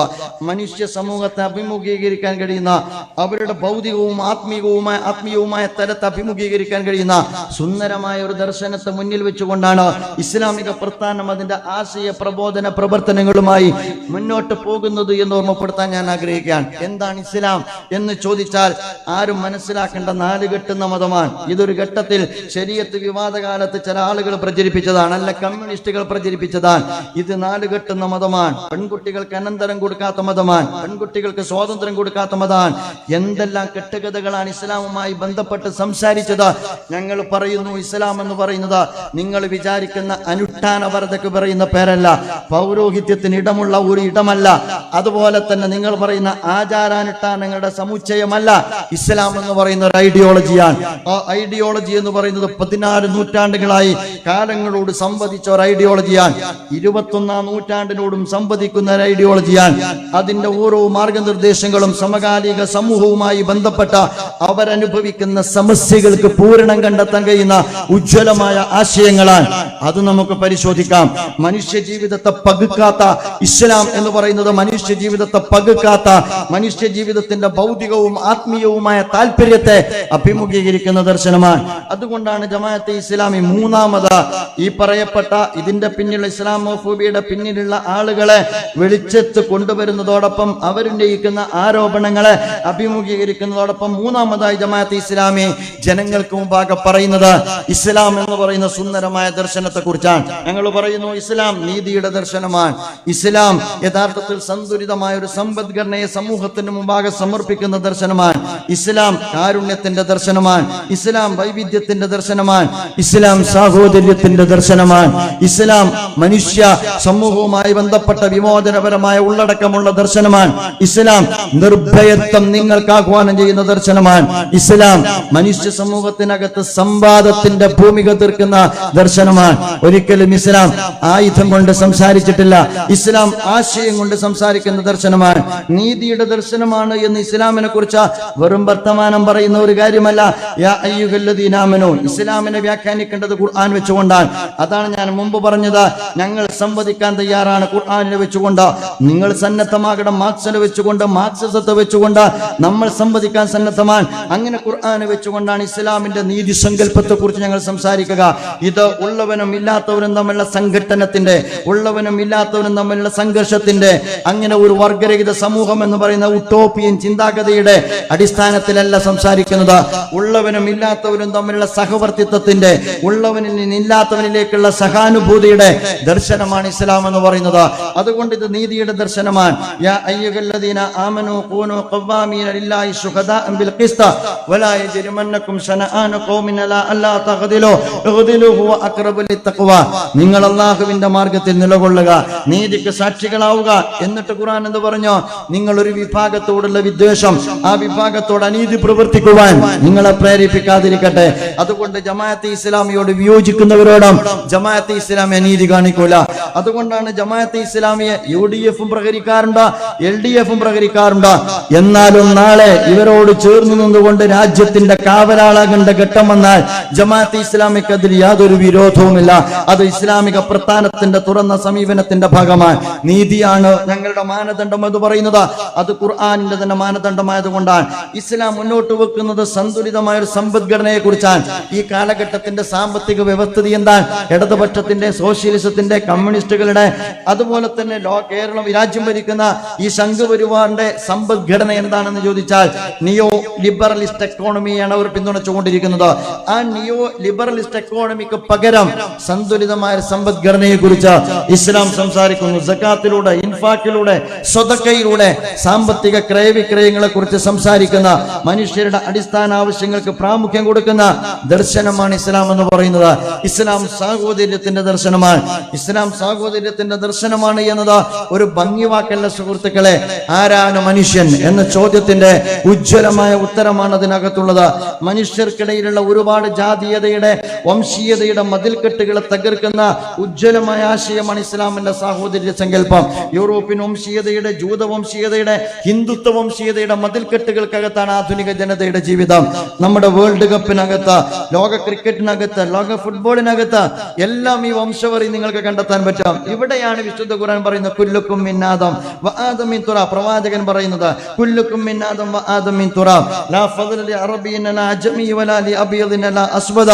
എല്ലാവരും ആദമിൽ നിന്നാണ്. നിങ്ങൾ ആലോചിച്ച് നോക്കുക, എല്ലാവരും ആദമിൽ നിന്നാണ്. ഇത് കേൾക്കാൻ ആഗ്രഹിക്കുന്ന എത്ര അടിസ്ഥാന ജനവിഭാഗത്തിൽപ്പെട്ട, അടിച്ചമർത്തപ്പെട്ട, ശരീരത്തിന്റെ തൊലിയുടെ നിറത്തിന്റെ പേരിൽ ആട്ടിയകറ്റപ്പെട്ട ജനത ഈ ലോകത്ത് ജീവിക്കുന്നുണ്ട് എന്ന് നിങ്ങൾക്കറിയാമോ? അതുകൊണ്ടാണ് ഇസ്ലാം, അതുകൊണ്ടാണ് ബിലാൽ എണീറ്റത്, അതുകൊണ്ടാണ് ഒരുപാട് അടിമകൾ ഉയർത്തെഴുന്നേറ്റത്, അതുകൊണ്ടാണ് ഇസ്ലാം ലോക സമൂഹത്തിനകത്ത് സാമൂഹ്യ സമത്വത്തിന്റെ ഉജ്ജ്വലമായ സന്ദേശം വിളംബരം ചെയ്തത്. ഞാൻ പറഞ്ഞു വരുന്നത് ആ അർത്ഥത്തിൽ സാഹോദര്യം എന്ന് പറയുന്നത് ഈ കാലഘട്ടത്തിലെ വംശീയതയെ നശിപ്പിക്കുന്നിടത്ത്, ഇല്ലായ്മ ചെയ്യുന്നിടത്തുള്ള ഏറ്റവും ശക്തമായ ആയുധമാണ്. ഇസ്ലാം സാഹോദര്യത്തിന്റെ ദർശനമാണ്, കാരുണ്യത്തിന്റെ ദർശനമാണ്. ഞങ്ങൾക്കറിയില്ല നിങ്ങൾ പറയുന്ന ഭാഷ, ഞങ്ങൾക്കറിയില്ല സ്വന്തം സഹോദരന് നേരെ ആയുധം കൊണ്ട് സംസാരിക്കാൻ. എന്തുകൊണ്ട്? ഇർഹമു മൻ ഫിൽ അർള് യർഹമുകും മൻ ഫിസ് സമാ. ഞങ്ങൾ ജനങ്ങളോട് കാരുണ്യം കാണിച്ചെങ്കിൽ മാത്രമേ, ഭൂമിയിലുള്ളവരോട് കാരുണ്യം കാണിച്ചെങ്കിൽ മാത്രമേ ആകാശത്തുള്ള നാഥൻ നമ്മോട് കരുണ കാണിക്കുകയുള്ളൂ. നിങ്ങൾ ഭൂമിയിലുള്ളവരോട് കരുണ കാണിക്കുക. മനുഷ്യരോട്, മൃഗങ്ങളോട്, സസ്യലഗാദികളോട്, ചുറ്റുപാടുകളോട്, ആവാസ വ്യവസ്ഥയോട് എല്ലാം കരുണയോടുകൂടി വർത്തിക്കാൻ പഠിപ്പിച്ച ഒരു ദർശനമാണ് ഇസ്ലാം. നിർഭയത്വത്തിന്റെ ദർശനമാണ്, വിമോചനത്തിന്റെ ഉള്ളടക്കമുള്ള ദർശനമാണ്, സംവാദത്തിന്റെ ദർശനമാണ്. പ്രിയമുള്ള സുഹൃത്തുക്കളെ, ഈ അർത്ഥത്തിൽ ഞാൻ വിശദീകരിക്കുന്നില്ല. ഈ അർത്ഥത്തിൽ ആശയപരമായ ഉള്ളടക്കമുള്ള വ്യക്തി ജീവിതത്തെ, കുടുംബം എന്ന് പറയുന്നത് വളരെ പവിത്രമായ ഒരു സംവിധാനമാണ്. സാമൂഹ്യ ഘടനയെ സംസ്കരിക്കാൻ ആഗ്രഹിക്കുന്നവർക്ക്, ഒരു നവസമൂഹത്തെ നിർമ്മിക്കാൻ ആഗ്രഹിക്കുന്നവർക്ക് സാമൂഹ്യ സംസ്കരണത്തിന്റെ ബേസിക് യൂണിറ്റ് ആണ് കുടുംബം എന്ന് പറയുന്നത്. കുടുംബം നിരാകരിക്കുന്നിടത്ത് അരാജകത്വം അരങ്ങേറിയിട്ടുണ്ട്. അച്ഛനില്ലാത്ത ഒരു സംസ്കൃതിയെ, അച്ഛനില്ലാത്ത ഒരു നാഗരികതയെ പശ്ചാത്തല ലോകം രൂപപ്പെടുത്തിയെടുത്തത് കുടുംബത്തെ നിരാകരിച്ചപ്പോഴാണ്. അവിടെയാണ് ഇസ്ലാം ഉജ്ജ്വലമായ കുടുംബം എന്ന് പറയുന്ന ആശയത്തെ മുന്നിൽ വെക്കുന്നത്. വ്യക്തി ജീവിതത്തെ മാർഗനിർദ്ദേശം നൽകുന്ന, കുടുംബ ജീവിതത്തെ ചിട്ടപ്പെടുത്തുന്ന, അച്ചടക്കമുള്ള ഒരു സമൂഹത്തെ നിർമ്മിച്ചെടുക്കുന്ന, ആ സമൂഹത്തിനകത്ത് ആവാസ വ്യവസ്ഥ പരിരക്ഷിക്കപ്പെടുന്ന, ഉജ്ജ്വലമായ ഒരു സാമ്പത്തിക കാഴ്ചപ്പാട് മുന്നോട്ട് വെക്കുന്ന, മനുഷ്യനെ മനുഷ്യനായി കാണുന്ന, ജീവജാലങ്ങളോട് കാരുണ്യത്തോടുകൂടി വർത്തിക്കുന്ന, അയൽക്കാരൻ നിന്റെ അകന്ന ബന്ധുവിനേക്കാൾ നീ പരിഗണിക്കേണ്ടവനാണെന്ന് പഠിപ്പിക്കുന്ന, അടിസ്ഥാന ആവശ്യങ്ങൾക്ക് വേണ്ടി സക്കാത്ത് കൊണ്ട് നിനക്ക് സാധ്യമല്ലെങ്കിൽ നിന്റെ ഉള്ളവന്റെ കയ്യിൽ നിന്നില്ലാത്തവന് വേണ്ടി എടുത്തു കൊടുക്കണമെന്ന് പഠിപ്പിക്കുന്ന ഉജ്ജ്വലമായ രാഷ്ട്രീയത്തിന്റെ പേരാണ് ഇസ്ലാം എന്ന് പറയുന്നത്. ജമാഅത്തെ ഇസ്ലാമി ആ ഇസ്ലാമിന്റെ പ്രതിനിധാനം നിർവഹിക്കുന്ന പ്രസ്ഥാനമാണ്. ഇത് പൗരോഹിത്യ ദർശനത്തെ പ്രതിനിധീകരിക്കുന്ന പ്രസ്ഥാനമല്ല. ഈ വിമോചന ഉള്ളടക്കമുള്ള ഇസ്ലാമിനെ പ്രതിനിധീകരിക്കുന്ന ദർശനമാണ്. അതുകൊണ്ട് ജമാഅത്തെ ഇസ്ലാമി നെറികേടുകൾക്കെതിരെ പള്ളി മിണ്ടാണ്ടിരിക്കൂല. മെമ്പർമ എന്ത് പറയണമെന്ന് ആരും പറയണ്ട. മെമ്പർമ എന്താ പറയേണ്ടത് ജമാഅത്തെ ഇസ്ലാമിക്ക് അറിയും. അതുകൊണ്ട് അതിനാരും കാത്തിരിക്കൂല, പറയും. അത് പറയുക എന്നതാണ്. ഒരു കാലത്ത് നേരത്തെ ശിഹാബ് സാഹിബ് വളരെ ഭംഗിയായിട്ട് പറഞ്ഞു. ഒരു കാലത്ത് പറഞ്ഞു മതം കെട്ട് വരരുത്, മതം പള്ളി പറഞ്ഞാൽ മതി, മതം പള്ളി പറഞ്ഞാൽ മതി. വഖഫ് സ്വത്ത് അള്ളാഹുവിന്റെ സ്വത്താണ്. അതിനെക്കുറിച്ച് പള്ളി പറയട്ടെന്ന് വെച്ചാൽ പറഞ്ഞു, പള്ളി പറയണ്ട. ആ തിട്ടൂരൊന്നും ആരും ഇവിടെ ഇറക്കരുത്.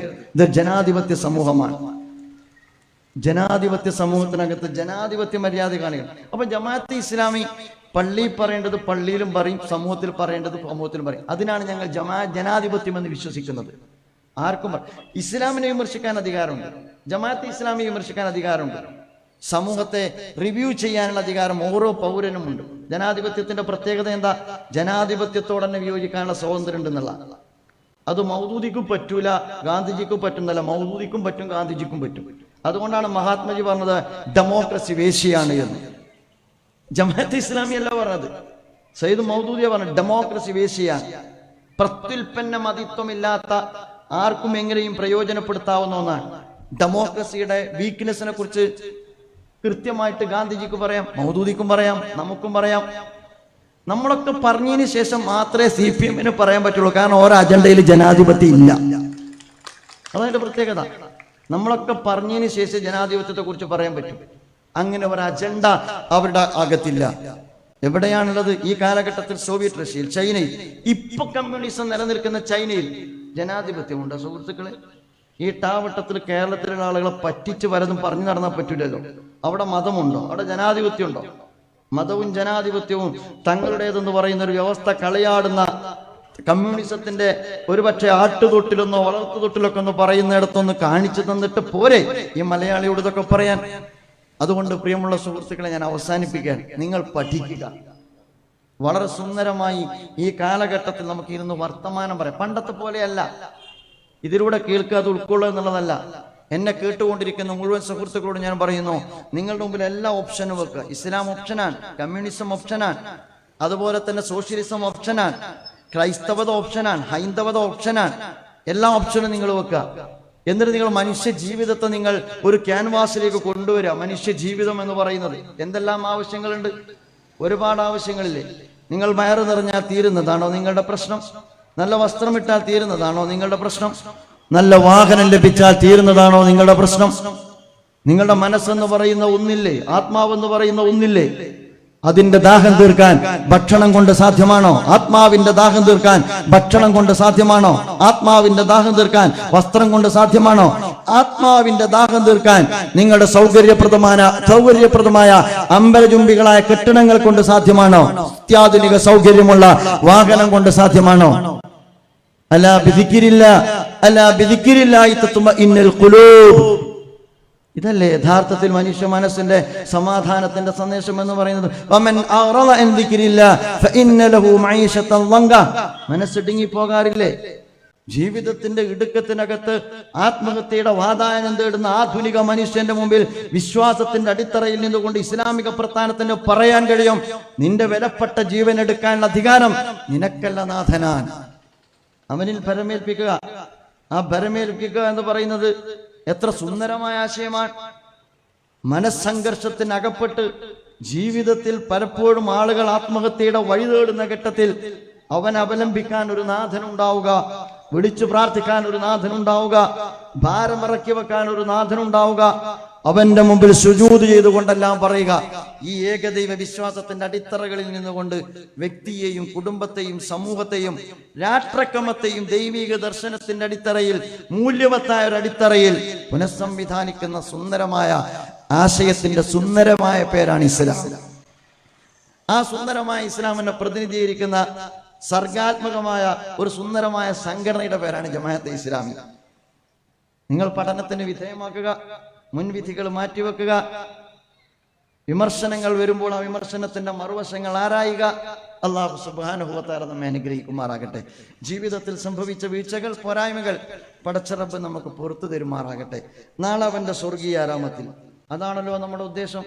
ജമാഅത്തെ ഇസ്ലാമിക്ക് വേറെ ഉദ്ദേശമൊന്നുമില്ല.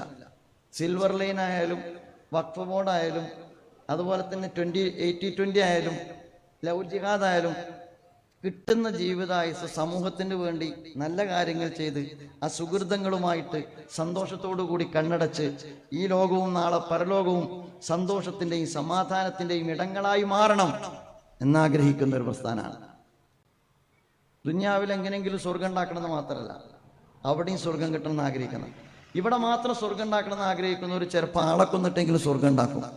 ഞങ്ങൾ അവിടെയും സ്വർഗം ഉണ്ടാക്കണമെന്ന് ആഗ്രഹിക്കുന്നുണ്ട്. ഇവിടെ കരുതലോടുകൂടിയേ പ്രവർത്തിക്കുള്ളൂ. ജീവിതത്തിന് കണക്ക് പറയേണ്ടി വരും എന്ന ബോധമുള്ള ഒരു വിശ്വാസത്തിൽ നിന്നാണ് ഇസ്ലാമിക പ്രസ്ഥാനത്തിന്റെ കർമ്മപഥം രൂപപ്പെടുത്തിയെടുക്കുന്നത്. നാളെ റബ്ബിനോട് സമാധാനം ബോധിപ്പിക്കേണ്ടി വരും. ആ പരലോക ബോധത്തിന്റെ അടിസ്ഥാനത്തിലുള്ള ഒരു സാമൂഹ്യ ക്രമത്തെ രൂപപ്പെടുത്തുക എന്നതാണ് ഇസ്ലാമിക പ്രസ്ഥാനം ആഗ്രഹിക്കുന്നത്. പ്രിയമുള്ളവരെ, നാഥൻ നമ്മെ അനുഗ്രഹിക്കുമാറാകട്ടെ. സത്യത്തെ സത്യമായി കണ്ടെത്താൻ, അസത്യത്തെ അസത്യമായി തിരിച്ചറിയാൻ, സത്യത്തെ പുൽകാൻ, അസത്യത്തെ തള്ളാൻ ഉള്ള ആർജവം അല്ലാഹു നമുക്ക് പ്രദാനം ചെയ്യുമാറാകട്ടെ. ربنا تقبل منا إنك أنت السميع العليم وتب علينا إنك أنت التواب الرحيم واغفر لنا يا غافر المذنبين آمين آمين برحمتك يا أرحم الراحمين وآخر دعوانا الحمد لله رب العالمين. السلام عليكم ورحمة الله وبركاته.